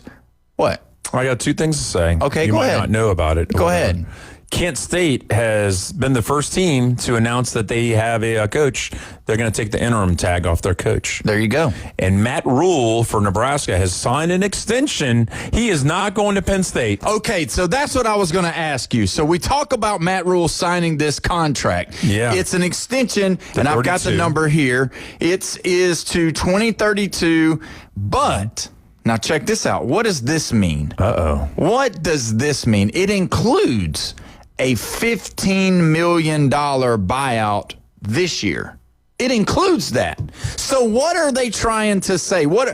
Honestly, okay, so I give you an extension, but then I'm going to put in the extension that there's also a clause that says we've got to give you $15 million if there's somehow, some way a buyout for this year. So does that lend you to the idea that there's a possibility that he will finish the year, see how it goes, see what he's got, see if he makes any kind of run into the Big Ten, and then make his decision on whether or not he's going to take the Penn State job, because he's an alumni. He played there. That's where everybody's saying he's going. Or do you think he really is staying in Nebraska? Because it's a $15 million buyout for this year. Only. So it's weird. That is strange. So, Jimmy, was you going to say something? Because that's kind of weird. For me, what it's saying is that whatever it was, if there was any continuing contract with the team, that once this season ends, they're going to buy out whatever remains of that contract for $15 million. And this new contract that he has signed will kick in for the 2026 football season. Okay, so instead of saying, because an extension would really work as whatever he has left on this current one we're talking about being bought out, then the other one kicks in. So what they're doing is they're saying, okay, the one that you already have, we'll give you $15 million to forget about it, and next year, here's your new one. Okay. But so it's a payoff. It's a payoff, but it just the way that it was listed and the way it's being, marketed. Well, lawyers don't speak English. They don't. But I just wonder if there was something. So we're taking Matt Rule off the table. Okay, yeah. Yeah, we're taking him off the table. Okay, so that... Are we taking Josh Hopel from Tennessee off the table? We're not taking anybody off the table that isn't saying they're not on the table. I mean, your arm's on the table, my arm's on the table. Marcus Freeman is off the table. Marcus Freeman's off the table. There's no possible way. They went after him. They asked him, was he interested? He said absolutely not. Yeah. Which he'd be crazy to do that because Penn State's not a better job than Notre Dame. Yeah, Notre Dame's, at least 2 or 3 spots above them. At least 2 or 3. In your fantasy world that you live in, because Penn State is no longer in the top 10 at all. I don't care who you say, whatever. Penn State's not a top 10 job. It had James Franklin there. It had Bill O'Brien there. It was a top 10 job when Joe Paterno was there, but it is no longer a top 10 job there. I'm sorry. Yeah. Okay. Well, the worst thing that they have going on is that in recruiting in the last 3 years, they're 14th, 15th, and 15th. That's their worst stat. Right. So at their worst, they're 15th. Okay. But you also are talking about... Because they have more money, here we go, more support, and the biggest alumni association in the nation. Which has zero implications to me. Yeah, because you have to put money where your mouth is. Right. And spend it in NIL and other things. And they haven't. Yeah, they also have corporate support too. So, yeah, but I mean, you know how many companies are based in Pennsylvania in the Fortune 500? Yeah, it's like above 30. Okay, well, can somebody tell me where they're putting their money because they're not putting in their football team because they're not winning the 5-star battles and they're not winning the NIL battles either. Probably putting in education because they're one of the smarter football schools for sure, easily. Yeah, smarter, but sometimes you need some dumb players. Am I right? Hey, I'm not going there. I mean, all the players I know are all graduating and making straight A's. So there you go. I mean, the Penn State hockey team right now is like siphoning guys off of major junior hockey teams in Canada by bringing guys down and giving them $500,000 $1 million a season to play hockey for Penn State. Wow. So there you go. They're spending all their money on hockey in Penn State. So that's why they don't have a coach. And I always thought that the Big Ten, every school in the Big Ten has a hockey team. No. Not quite. 5 teams in the Big Ten have a hockey team. And they added Notre Dame to be 6. So Notre Dame is in the Big Ten in hockey. Yeah, that's crazy. It makes sense like geographically, but it doesn't make sense in any other form. Yeah. So, okay, we're off hockey. Yeah, so let me, sorry, James. It's okay. So let me ask you this. So the number one person that's been listed for the Penn State job is off the table. Matt Rule is gone. Is gone. Okay, but now the number one guy that online people have been chattering about, he's got the highest number of possibility of going to Penn State, Brom. Louisville. What? Yeah. Wow, he's off my radar. Yeah, Jeff Brom, Louisville. That's crazy. Just had the big win.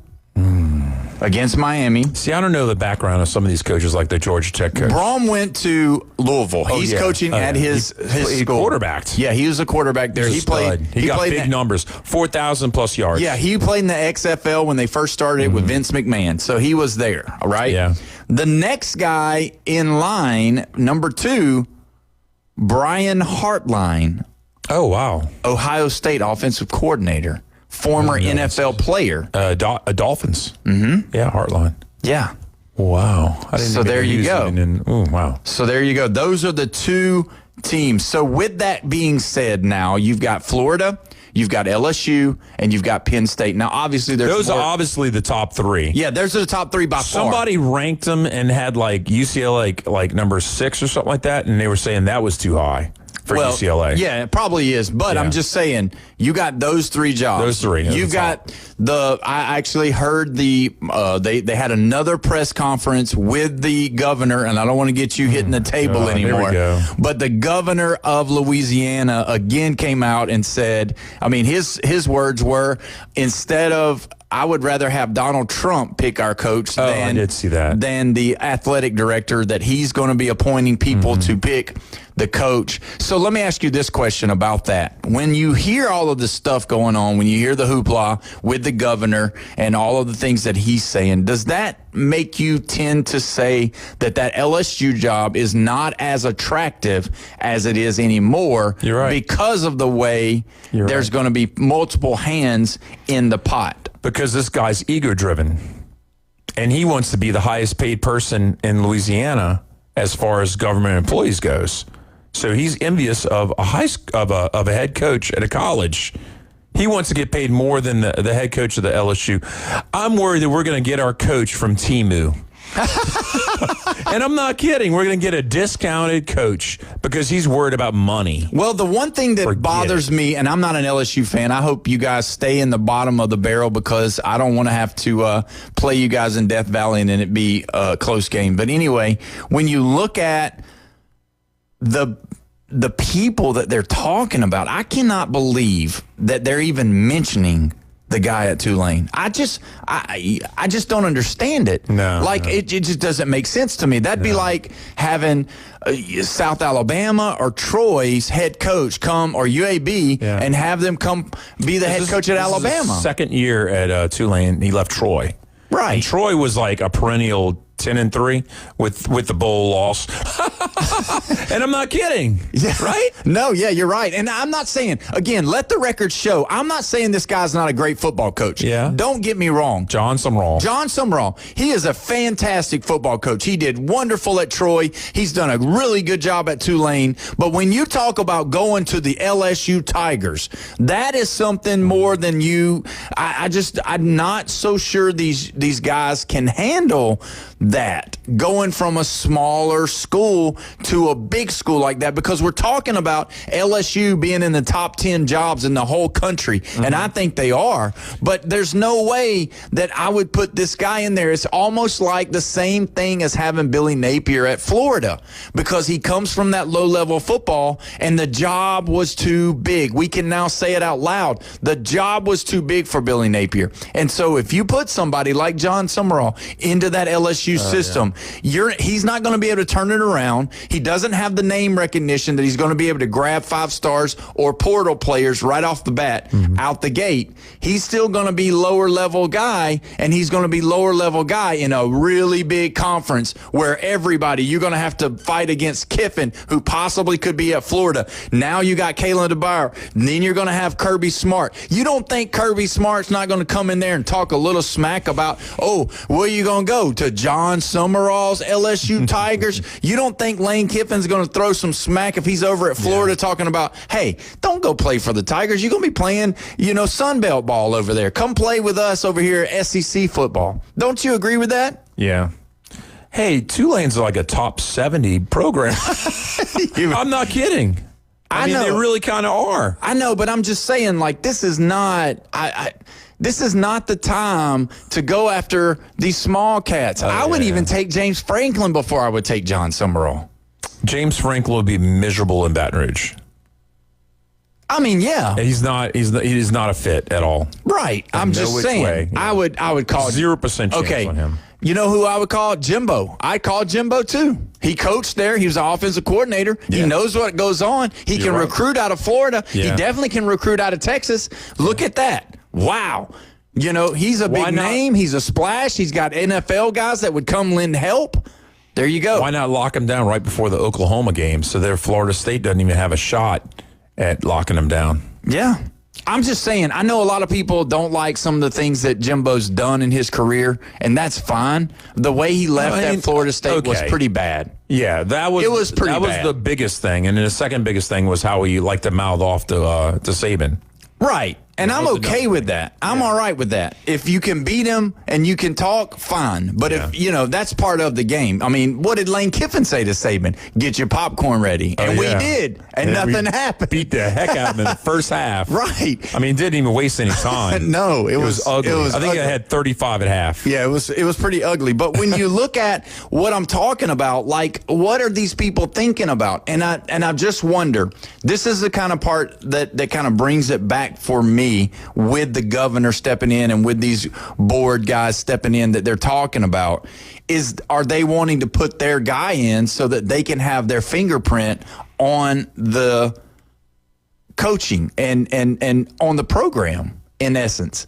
Because Lane Kiffin is not going to come to a place like LSU if the governor is going to have a full access call to you to be like, hey, we got that 5-star that's sitting there that we're paying him $1.5 million to be the quarterback. He needs to be the quarterback. Yeah. You see what I'm saying? Like, if you allow that. Or he's a Baton Rouge native, so let's put him in. Right. Or Lane Kiffin is not going to do that. So, with all of the stuff that the governor just did, guess what that did? That eliminated the possibility of getting Lane Kiffin as your coach, which you never really have said whether or not you would want Lane, but... Well, my buddies, they all want Lane.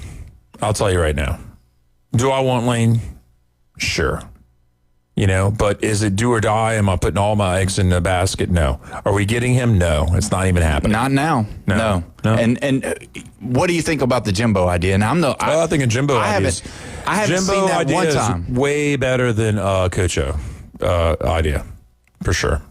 I mean, does Jimbo want to take it, or does he just want to sit there and keep cashing his checks and not do anything? Well, the thing about it is this right here. So when you look at these high ego guys, Jimbo is going to be in the classification of that. You got Saban, you got Jimbo, you got Kirby, you got Lane, you got all of these guys, Dabo, you got Ryan Day. Those guys are high ego guys. It's not necessarily about the money, even though Jimbo went to the money with Texas A&M and left Florida State. But if you look at it, A&M's opportunity where they were at this point, they were able to come up and get a lot because Texas was down. And so when you have Jimbo going to A&M, now he's going over there to try to be the cash king of the state. So Jimbo's got the money. Jimbo wants to be relevant again. Jimbo wants to be on the news. Jimbo wants to be on the TV. Jimbo wants to be running a program. And LSU, he coached there with Saban. He was the offensive coordinator. He's got familiarity with the program. He would be the perfect fit because he doesn't want to just sit around, because until they get a certain age, like say where Saban is, they want to stay coaching because realistically, that's all they've ever done. And they don't feel like they're relevant when they're not doing what they feel like they've been called to do. It's the drive, man. It's the drive inside of them that wants them. And that's why, when they leave a college program and they are millionaires, 50, 70 millionaire person, they don't go around to the high school and coach because they just love coaching. No, their ego doesn't allow that. They want to go somewhere where they can get the spotlight again. You said one word, calling. Mm-hmm. It's a calling. Yeah. And he's got that one title with Jameis Winston. Yes. And he wants to be there again because he loves that roar of that crowd. He loves it. It builds him up. Yes. Fills him up. Yeah. Spirit and everything. Yeah. He's energized by it. He feels young again. Yeah, exactly. Yep. That's it. That's what cures old age. Yeah. It keeps your blood pumping. It does. So before we take a break, I did read a story today that I wanted to read, and I just wanted to get your thoughts on it because it's crazy. I had no idea at all. So this might be the best story in college football. This is how it's phrased. So North Texas Drew Mestamaker, I hope I'm pronouncing it right. Yeah. One loss. He never started a varsity football game at quarterback in high school. Yeah. He was a 0-star recruit, and he walked onto the team. Now he leads the country in passing, just threw for a school record 608 yards, and has led the Mean Green North Texas team to a 7-1 record. Yeah. So you know what? Sometimes, even in this time that we live in, they still miss the really good football players because he's the leading guy in the country, a 0-star, never started a game in high school. I thought that was pretty fantastic. What did you think about it? That's huge. It's incredible. I mean, it's like a story like Kurt Warner, you know? Yeah. Yeah. I just can't believe it. I mean, obviously, we don't talk about North Texas here. There's probably not a bunch of North Texas fans on here, but man, that just pulled at your heartstrings to hear of a guy that never gave up, that never quit, and that is still going on. So either way, we're going to go ahead and take our next break, and when we come back, we've got the head football coach of the Arnold Marlins, Jason Griffin's going to join us. You're listening to the Sports Blitz with Paul Wilson at 104.3 ESPN Northwest Florida.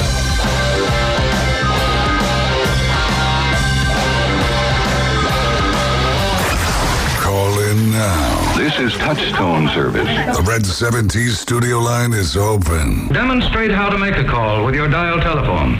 850-215-6290. Your home for the NFL. ESPN Northwest Florida. Coming up on Thursday Night Football, Tua and your Miami Dolphins host the Baltimore Ravens. Throws caught. Touchdown. Malik Washington got the laser. Coverage starts at 6:30, kickoff at 7:15 on your spot for the NFL on the Gulf Coast. 104.3 ESPN Northwest Florida. This is Joanna with your latest forecast on ESPN Northwest Florida this Thursday. For tonight, clear skies and a low of 52 with a gentle breeze at 9 miles per hour coming out of the north-northwest. Tomorrow morning, sunshine with temps around 61. In the afternoon and evening, sunny with a gentle breeze and a temperature near 67. Moving into Saturday, about the same with a high of 70 and sunny. This forecast is brought to you by Earthworks of Northwest Florida. Thank you for tuning into ESPN Northwest Florida. Rely on it. Visit the newly remodeled Mid-South Lumber Hardware and Feed Store in Youngstown. They have a full line of plumbing, electrical, hardware, and tools for your DIY home projects, as well as lumber and animal feed. Now offering not only baby chicks and a full line of poultry supplies, but also bunnies and parakeets. They also carry a wide selection of Duplin wines and gourmet products so you don't have to drive to the beach. Come see us at Mid-South Lumber on Highway 231 in Youngstown. Every love story deserves a perfect beginning. At Tracy's Fine Jewelry, we believe that your engagement ring should be as unique as your love. Explore our vast selection of certified natural and lab-created diamonds, each hand-picked for brilliance and beauty. Whether you desire the timeless allure of one of our hand-selected engagement rings, or you'd like to custom design the perfect ring, visit us today and let our experts guide you in finding the ring of her dreams, because love deserves the best. Tracy's Fine Jewelry, where love sparkles. Your home for college football. ESPN Northwest Florida. This Saturday, it's a college football triple header. 75 yards.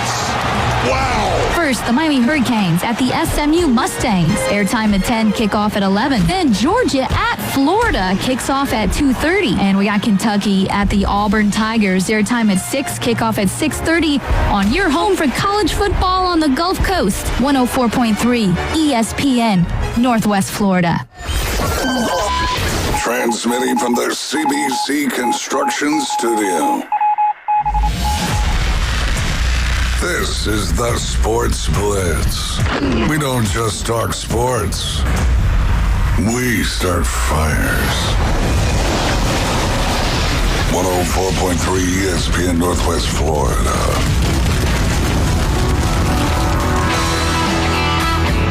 Welcome back. You're listening to the Sports Blitz with Paul Wilson here at 104.3 ESPN Northwest Florida. Don't forget, you can call in. You can text in on the Red 70s phone line, 850-215-6290. Don't forget, tonight's the night, Thursday Night Football. Ravens at Dolphins. Coverage starts at 6:30 right after the show, and kickoff is at 7:15.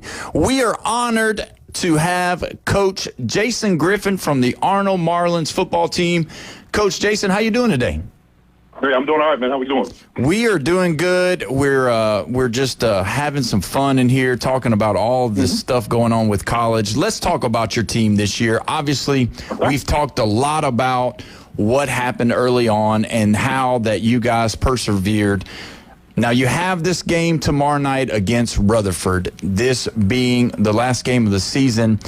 with Rutherford, and Jeff's a little surprised that they're making you guys play on Halloween, so taking away all the kids from trick-or-treating. I have a feeling the Griffin family will make sure that they get them some candy for sure, wouldn't you say? Oh, yeah, I think my wife, Superwoman, she's going to do a little both. She'll probably get those kids trick-or-treating and get them to the game. Speaking of your wife, let's go ahead and get this out here. Is there something you would like to say to her today? Maybe, I don't know if you've already said it or not. You probably have, but isn't it a special day today? Yeah, it's her birthday. I'd like to wish her a happy birthday today. You know, she's a big supporter. Helps me get through football season, you know, and having her birthday, both my kids' birthday and our wedding anniversary all during football season, it's a little tough on them, but she's a trooper, and I'm actually getting ready to cook her a birthday dinner tonight. So That's what I'm talking about. Coach is doing it right. That's right. Well, good. Well, happy birthday, Miss Griffin. We appreciate you lending your husband to us today on your birthday. Don't burn anything, Coach, while you're talking to us, because I don't want you to blame it on me. Yeah, I probably would. So this game tomorrow night against Rutherford, what's the message to the kids going into this one? Well, you know, we want to go out on a high note.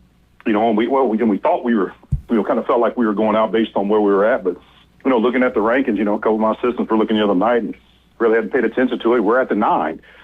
And, you know, the team ahead of us is playing a tough team. I mean, there's still maybe a chance we end up in this thing. So either way, you know, we're gonna try to finish this season out strong and try to, you know, still try to play some of our best football. I just don't think we played as good a football as we're capable of, and that's what we're going to try to do Friday night and give these kids an opportunity to win a football game on the way out against their, you know, really talented, really tough Rutherford football team. Yeah, I've seen them, and you're exactly right. Talented and tough. It'd be a great way to describe them.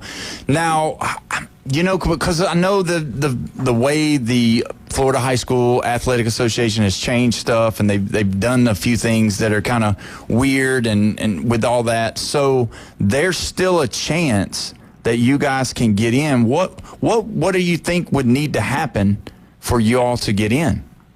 Well, I think to give us a shot, you know, us to get a good win, and you know, I think Escambia is right ahead of us in the 8, and if they were to, you know, lose to Tate, I don't know how the numbers, you know, it's a little bit of voodoo math. I've never really understood it completely, but you know, that would be the scenario that would give us an opportunity to get in. You know, I think our strength of schedule is the thing that's, you know, kind of kept us hanging around in the rankings all year. You know, we played a really tough schedule, and you know, that's kind of worked in our favor all year. You know, we haven't played that tough schedule, so you know, we're going to do our part as best we can, and then let the Tate Escambia game go how it's going to go, and then we'll see how the numbers fall. But you know, either way, we're going to try to go out and have our best showing this Friday. Now, y'all traveled all the way to Rickards, which is what, in Tallahassee, right?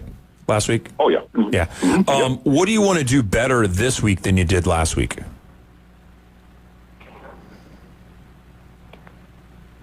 I think I may have lost you there. Oh, okay. I'm sorry. What do you want to do better this week than you did last week? Because, I mean, it was a pretty close game last week. Yeah, we had the lead going into halftime, and then, you know, we come out and, you know, we just had penalty after penalty after penalty after penalty, you know, and so it was a little bit of a difficult situation for us to navigate through. You know, I hope we play a little, you know, some clean football and, you know, let the kids decide it this week. You know, I just hope that, you know, our kids, you know, execute well on both sides of the ball, continue to play good defense. I just hope offensively we're able to be more consistent. You know, I hope we're able to consistently move the chains and put some points on the board. And, you know, I just like to go out playing some good football. You know, we've kind of had a lot of things go against us this year, and it sure would be nice to go out and play a complete game and finish on a high note and feeling good about what we've done. Yeah, and that's the key, you know, always doing that. Let me ask you this. Could you name off some of the seniors that have been, you know, really vital in leading this team this year through all of the adversity that they've had going on? You know, just some of those guys that you know, no matter what, they were there on time, or they were there early, they always worked hard. And then just talk about those seniors on this group.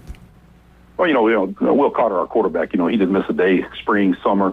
You know, we gave some guys a T-shirt that didn't miss anything for spring and summer. There was, you know, 5 guys that could say that, and you know, Will being one of those guys, and you know, him and Darren Elder, you know, Daniel Fedkoff, you know, some of these guys that have been there all 4 years. You know, it was pretty tough before I walked in the door over there, and some of those guys stuck it out, and you know, chose not to transfer and chose to stick it out. And you know, when I came on board, wanted to stick it out with me, and you know, there's a lot to be said about that, about guys that want to stay put and battle and build something. And you know, Will, Darren, you know, Daniel Fedkoff, you know, some of those guys have been some of the cornerstones of that program and us getting us kind of getting it off the ground since I walked in the door there. So, it sure is nice to have some guys that aren't gonna pack their bags and run. When they hit a little adversity, and those are the kind of kids that I love coaching. Yeah, and that's a big deal. I got to see those guys work, and it seems like Cotter, when he's in his element, is whenever he's doing his reads, and then he also sees the field really good and takes off. He's really effective with his wheels, and let's talk about him as far as how he's developed as being your starting quarterback. Being year two, Will's got an excellent grasp of the offense.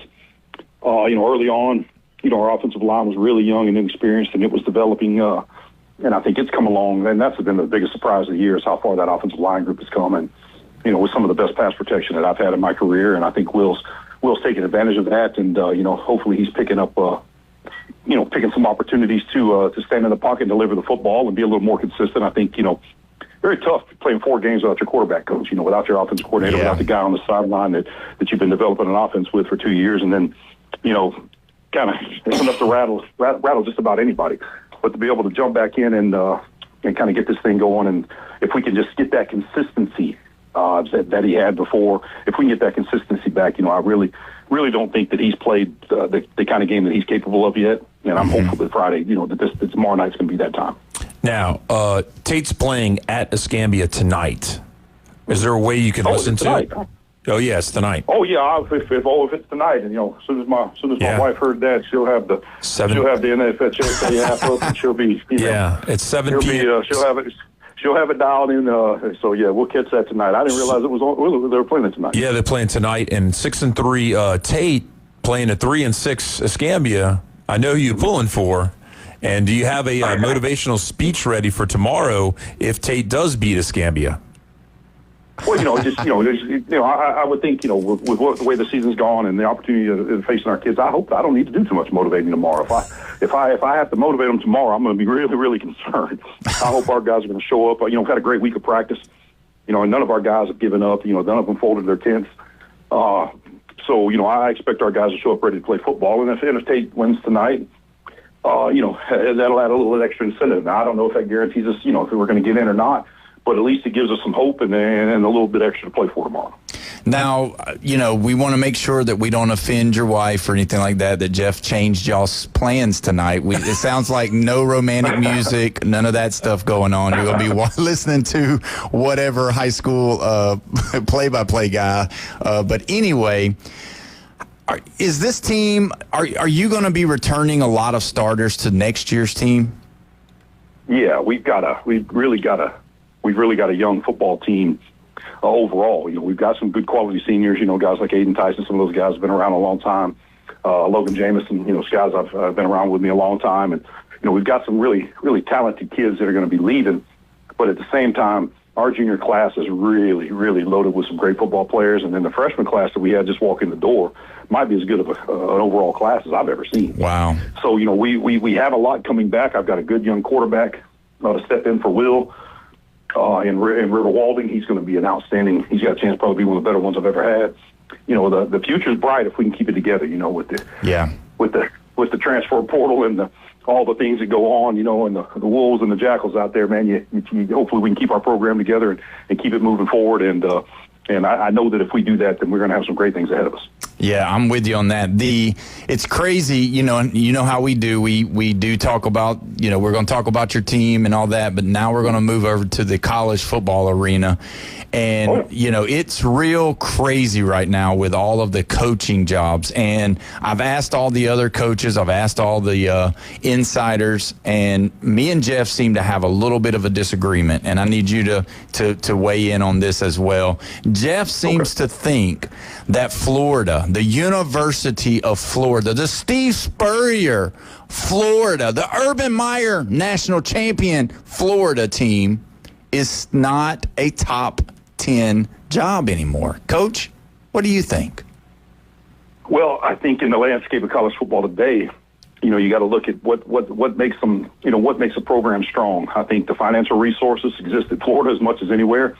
I think the facilities, I think they're definitely a top 10 in facilities, and they continue to, they're adding and building their programs. So, I think that I think all the ingredients are there for it to be a top 10 program.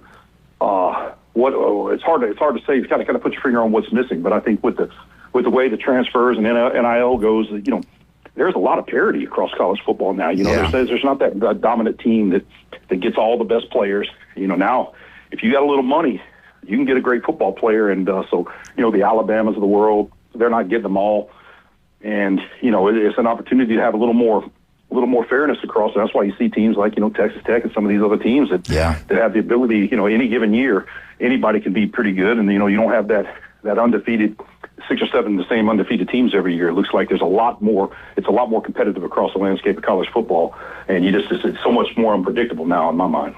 Yeah, and see, he picked Penn State being ahead of Florida, and he also picked USC being ahead of Florida, and he also picked Oklahoma being ahead of Florida, and those 3 for me is not a better job than Florida, so that's why we disagree. All right. Well, Lincoln Riley went to Hollywood for a reason, so it's hard to say out there. But I was watching a documentary about a guy that played there, and it's an interesting place for players to go play. But in Penn State, the tradition and the history there, but they've had some issues as of late. But I would have to, if I were looking at the landscape of college football and thinking about what are the top 10 jobs, it'd be hard for me not to put Florida in there. Hey, all 3 of those teams have been to football playoffs, and Florida has not. Oh yeah, I don't disagree. I'm not arguing this. I'm not arguing recent success. And I think Oklahoma has the worst record in the playoffs. They're like 0-5. They've been like 5 times in the last how long have we been doing? 12 years for the 12. playoffs? Yeah. They used to rule the Big 12. Oh yeah, they did. Used to. Good word. Used to. And now they're a 1-loss team, and Florida's got like 5 losses or something. I don't even know. Yeah. I've lost count. So, Coach, we know that you're a Florida State fan, and that's who you pull for. If you could have your wish to put a coach and instill him into that position, who would you go with?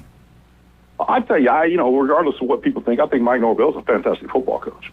I think his attention to detail and the things that he does, are pretty impressive in how he recruits. What's missing there. Again, it's hard to say, what the thing that's keeping him from having that consistency. But guys that I admire, culture guys. I know just with a guy that I really think is a fantastic guy from top to bottom is PJ Fleck. I know with being over at Minnesota, he's kind of doesn't get a lot of attention these days, but he's a pretty impressive guy. And I'd like to see him at one of the big time places with the big time resources and just see what he's capable of doing. Yeah, that's somebody that I hadn't thought about that possibly could. So, Coach, we're going to go ahead and let you go because we know that you've got bigger fish to fry, so to speak. We don't know if you're fixing fish, but either way. Well, it's shrimp, so you're close. Oh, yeah. That's what I'm talking about. Well, good. Well, I hope it all works out for you guys. And, again, tell your wife we said happy birthday and, at least let her eat her dinner before y'all turn on the football game tonight. She'll probably have it. She'll probably eat it with it on, I promise you. She's got as much interest in it as I do, I assure you. That's awesome. Well, Coach, we appreciate it. And maybe next week, if our schedules can work out, we'd love to have you back on. And hopefully we're talking about playoffs for the I hope so. But I'll be happy to come back on. Yes, sir. Well, have a good night. We appreciate it. And Coach Jason Griffin, everybody, thank you so much, Coach. When he started talking about, PJ Fleck, that's somebody. That's a name that I wasn't really, the one you shot down that I brought up was Matt, not Campbell, Matt Wilson. Or was it the Iowa State coach? Yeah, it was Campbell. That one it's down. Campbell. It's Matt Campbell. Yeah, Matt Campbell.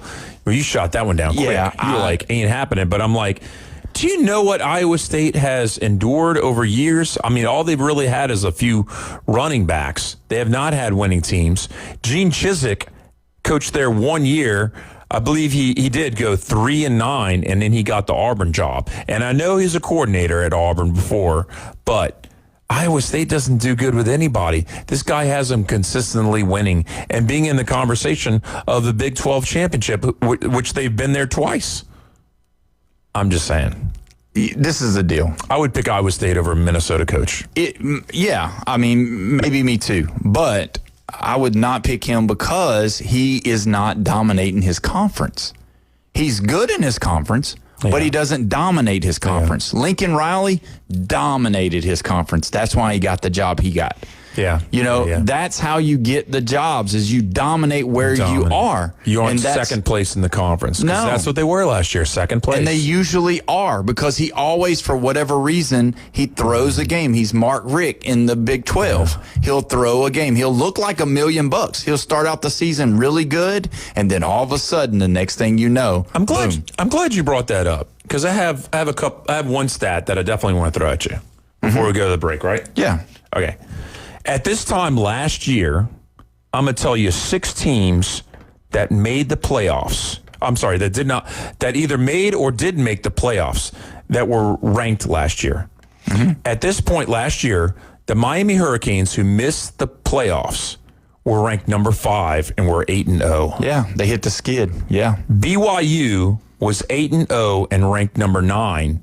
They didn't make the playoffs. Yep. Texas A&M was 7-1 and ranked number 10 and missed the playoffs. And now we go back with the 3 that did make it that weren't in the top 12 at this time last year. Indiana was 8-0 and disrespected at number 13. Yeah. They were sitting on the outside. Yeah. SMU was 7-1 and ranked number 20. They made the playoffs. Mm-hmm. And the last one, this is the killer, Arizona State was 6-2. Not only were they not ranked, but they didn't get a single point in the AP poll at this time last year. And they not only made the playoffs, but they pushed Texas into double overtime in the first round. Yeah. Yeah. Well, that's crazy. Well, they won their conference. Could we have a team right now that's unranked in the playoffs? Wow. It'd have to be the group of 6 is what they're calling it. Yeah. That'd be the only way, is if somebody did what Arizona State did, which means win their automatic conference. Automatic bid. Yeah. Outside of that, no way. Isn't that crazy? Not only was Arizona State 6-2 and not ranked, but they didn't even get a single point in the AP poll a year ago. Yeah. Well, you know what? That's crazy. Let me just do this before we take our next break. AutoNation Ford in Panama City, those guys can get you fixed up. If your car is needing service, whether it's just an oil change or whether it's a tire rotation, go see those guys. They'll give you a good deal. They'll make sure your vehicle is in tip-top shape and running good. AutoNation Ford, 730 West 15th Street, right there past the railroad tracks.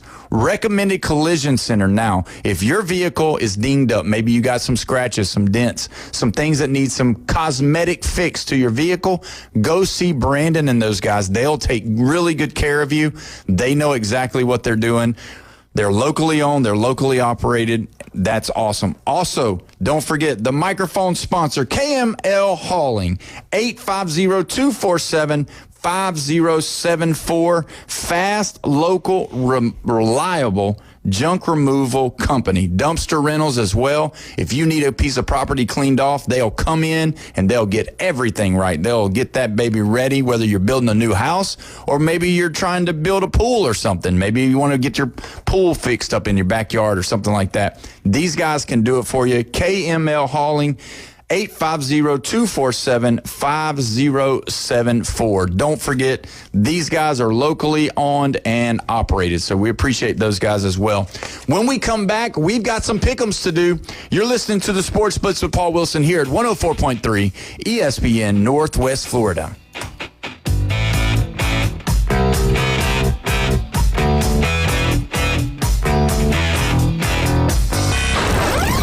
Taking your hot takes, rants, and takedowns. Let's hear it on the Red 7T studio line. 850-215-6290. The brutal hits. The heartbreaking turnovers. The heroic comebacks. In for the touchdown.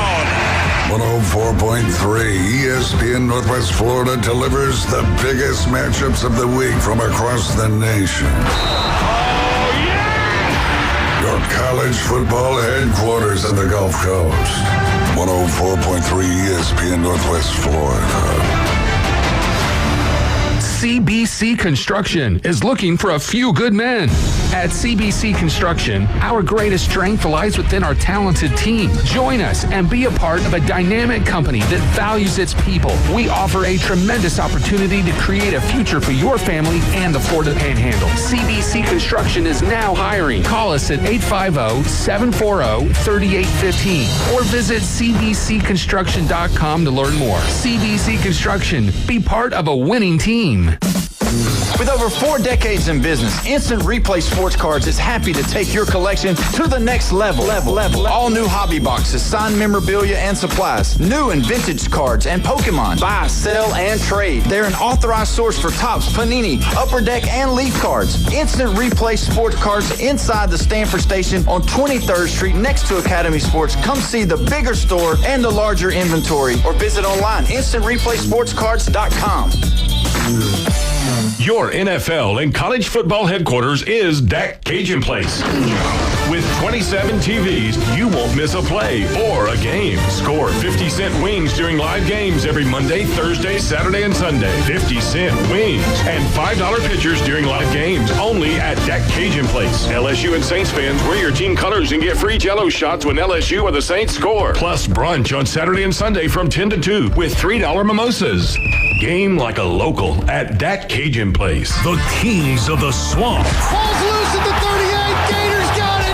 Wow. Join us for the Florida-Georgia game on Saturday, November 1st. Quick race down the near sideline. 20, 15, 10 with 5. Touchdown, Gators. On your home for Florida football. Coverage starts Saturday at 2. Kickoff at 2:30. On your spot for the Florida Gators on the Gulf Coast. It's 104.3 ESPN Northwest Florida. If you build it, they will come. We're live from the CBC Construction Studios. The new Sports Blitz. Oh, yes! Rants, hot takes, and huge reactions are incoming on 104.3 ESPN Northwest Florida. Welcome back. You're listening to the Sports Blitz with Paul Wilson here at 104.3 ESPN Northwest Florida. We're so glad that you joined us today. Don't forget, you can call in. You can text in on the Red 7T's phone line, 850-215-6290. We do have a caller on the phone. Caller, are you there? Yes. All right. What's going on?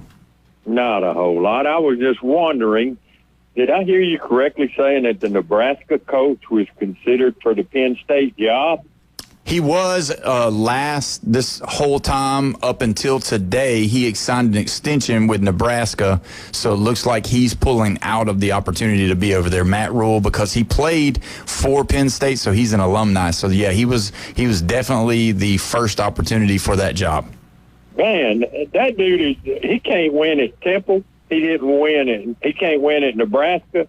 He's the biggest crybaby probably in coaching altogether. I'm telling you, I just don't have a lot of confidence in his ability to lead a big program. And Penn State is a big program. Now, Jeff has definitely bumped his head or flown somewhere without oxygen in order for him to think that Florida is not a top 10 job. But we'll overlook that, and y'all have a good day. We appreciate it. Thank you so much for the call. I'm starting to love all these callers, these coaches. Everybody's starting to agree with me, Jeff. It's kind of refreshing. No. There was definitely a but on the coach, talking about, the Florida being compared to Penn State, Oklahoma, and USC. But here's the funny part about it was, before I did more research, I had him at 13th. I didn't even have an 11th or 12th. I know. And then the only team you really convinced me that maybe that they are in front of is really Oklahoma and maybe Penn State. So even if you move up 2 spots, you're still number 11. I think number 10. I still think that USC job, if Lincoln Riley leaves, I don't think USC is USC anymore. It was USC before they joined the Big Ten. Now that they haven't been able to do anything in the Big Ten for the most part, and they're not making noise with Lincoln Riley in the Big Ten. I don't think that job is huge anymore. Was it big a long time ago? Yeah. Was it big before Lincoln Riley went there? Yeah. But you got to look at who they've had. Todd Helton, like he's at Georgia State or Georgia Southern. So, I mean, realistically, that job is not huge anymore. Well, USC is not. You can't even. They're not even the 5th best team in the Big Ten. You know what Todd Helton had better than Billy Napier?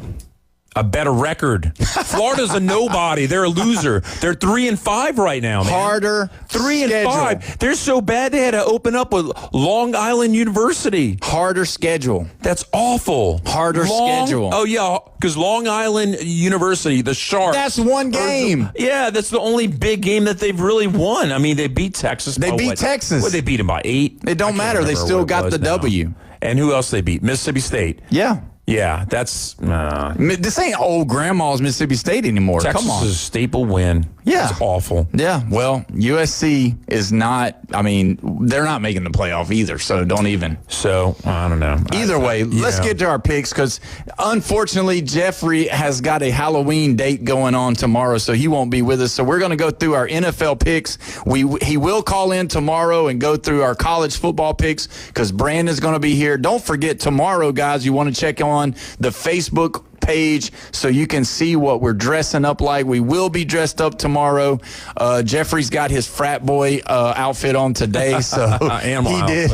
Yeah, so he Animal House dressed up Jeff today. So either way, what we got on the first game, Jeffrey? Come on, tonight's game. Baltimore, I'm taking against the Dolphins. Yeah, I'm taking the Ravens as well. No way they can lose this one. Chicago, Cincinnati.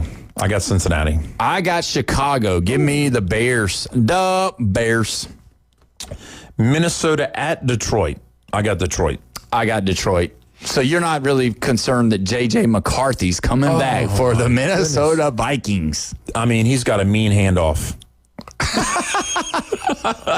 Carolina at Green Bay. Hold on. Time out. Somebody just made a comment. Okay. And I got to read it. Go read it. Is it Chris? Oh, man. This is funny, guys. I love Facebook. I love it. I love that you guys comment on here. This made my day. I need it. I need this in my life. Hit it. Jeff is dressed like Steve from Blue's Clues. Blue's Clues. Blue's Clues. You know what to do. That's right. This is my thinking chair. I'll never look at you the same again, my friend. Never. Gosh, here we go. That's pretty good. Keep going. Okay. We already said Carolina, the Packers. I got the Packers. No, Packers, definitely. Yeah. My mother-in-law's going to that game, so there you go. Wow, it's cold. Yeah, she loves the Packers. Chargers at Tennessee. I got the Chargers. Come on. Yeah, Tennessee can't beat Bay. Yeah. Falcons at New England. This is one of the more interesting ones, but I'm going to take the Patriots. Oh, yeah, this is not interesting at all. The Patriots over a inept Michael Penix Jr. Give me the Patriots every day of the week. Will be back, too. He'll be back, He's but healthier. Oh, well. 49ers at Giants. This is where we might differ. I got the 49ers. It's at the Giants. Yeah, I'm going to take the 49ers as well, as long as Mac Jones is okay, because he's been playing hurt too. I mean, I know Brock Purdy's out, but he's been playing hurt too. Indianapolis at Pittsburgh is another interesting one. I'm going to take Pittsburgh. You taking the Colts? I am taking the Colts. Give me Indiana Jones. Let's go, baby. Daniel Jones, come on, tell me the truth. Comeback player of the year? Yeah. Being led by possibly... Hold on. Who else is even in the running for that? Yeah, but listen, also could possibly be the MVP of the league running the football, Jonathan Taylor. Wow. Yes, sir. Broncos at Houston Texans. I'm going to take the Broncos. It's at Houston. Yeah, I'll take the Broncos, too. I don't think Houston's that good this year, honestly, on offense. Jacksonville at Las Vegas. I got Jacksonville. Jacksonville, give me sunshine in the boys. Yeah. Saints at the Rams. Come on. Rams. Yeah. I mean, I would think that LSU could beat the Saints this year, but they might not with that offense. Hey, but they are starting the rookie this week. So just so you know, Spencer Rattler is no longer the starting quarterback. Tyler Shuck is going to be the starter. Yep. This would usually be a huge game, but right now we got a second and I think a third place team playing each other. The Chiefs at the Bills. This is a huge game. This is the hardest game of the schedule. If the Chiefs lose this, They're in a bad spot. It's a big playoff indication. Definitely home field. All that stuff is brought into this. This is a hard pick because you got to look at what's been going on with the Chiefs. The Chiefs have really turned it around and really been playing some good football. And the Bills have been not very good at stopping other opponents. Where's this game at? At Buffalo. Yeah. It's at night, isn't it? No, it's a 3:00 game, though. It's a late game, which I don't understand. Okay, but... Unless there's 2 Monday night games, maybe this is a Sunday night game. But let me just say, you know what? I bet you it is a Sunday night because they probably got 2 Mondays. It's a 3:00. But guess what? Guess what? This weekend is daylight savings time. So we get an extra hour of sleep. Yeah, so we get extra hour of sleep. So it's going to get darker sooner. So it's going to be night when they're playing. Okay, so 3:00 kickoff on the East Coast. Yeah, it gets darker. Well, it'll be 4 o'clock their time. So it'll be darker there. So I'm gonna give you a shocker. I'm taking the Bills.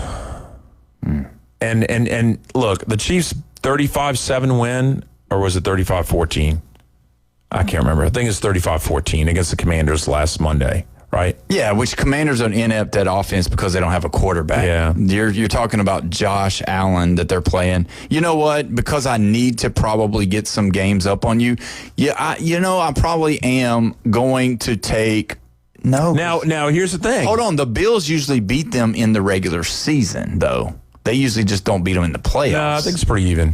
We'd have to look it up. Yeah. But here's the thing. You gained a whole game on me last week. You beat me by 1. Yeah. Because I was a sucker and I took the Cowboys. You took the Broncos. I think I'm going to go with the Bills here, too. I'm just not sold on that offense yet. We're probably both going to lose that we both picked the Bills, but that's great. But either way, go ahead. Seahawks at Commanders.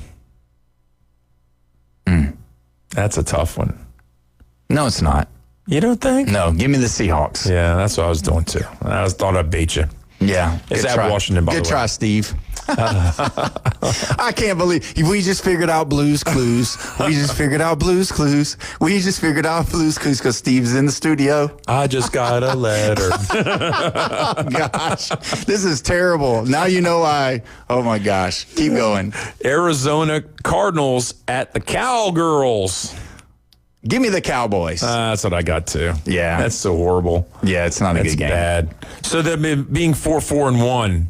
They're in the mix. We got a lot of teams in the AFC West that are still in the wild card mix. Yeah, they'll probably still make it. I mean, they're probably going to pull it off. Yeah, they always do. I think they're going to be the first team out. No, I think they'll probably make it. Their offense is too good to let them lose. If they're able to get a stop or two, they'll be just fine. So we got 2 that are different. You got the Bears and the Colts.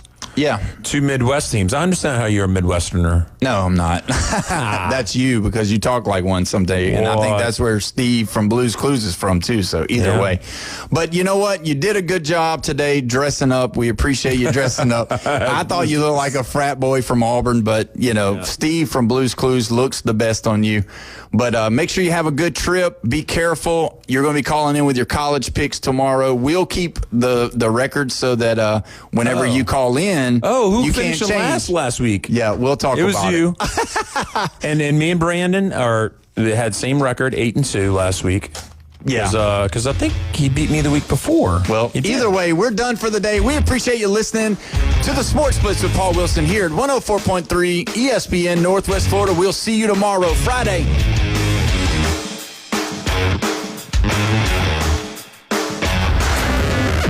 The Red 70s studio line is now open. 850-215-6290.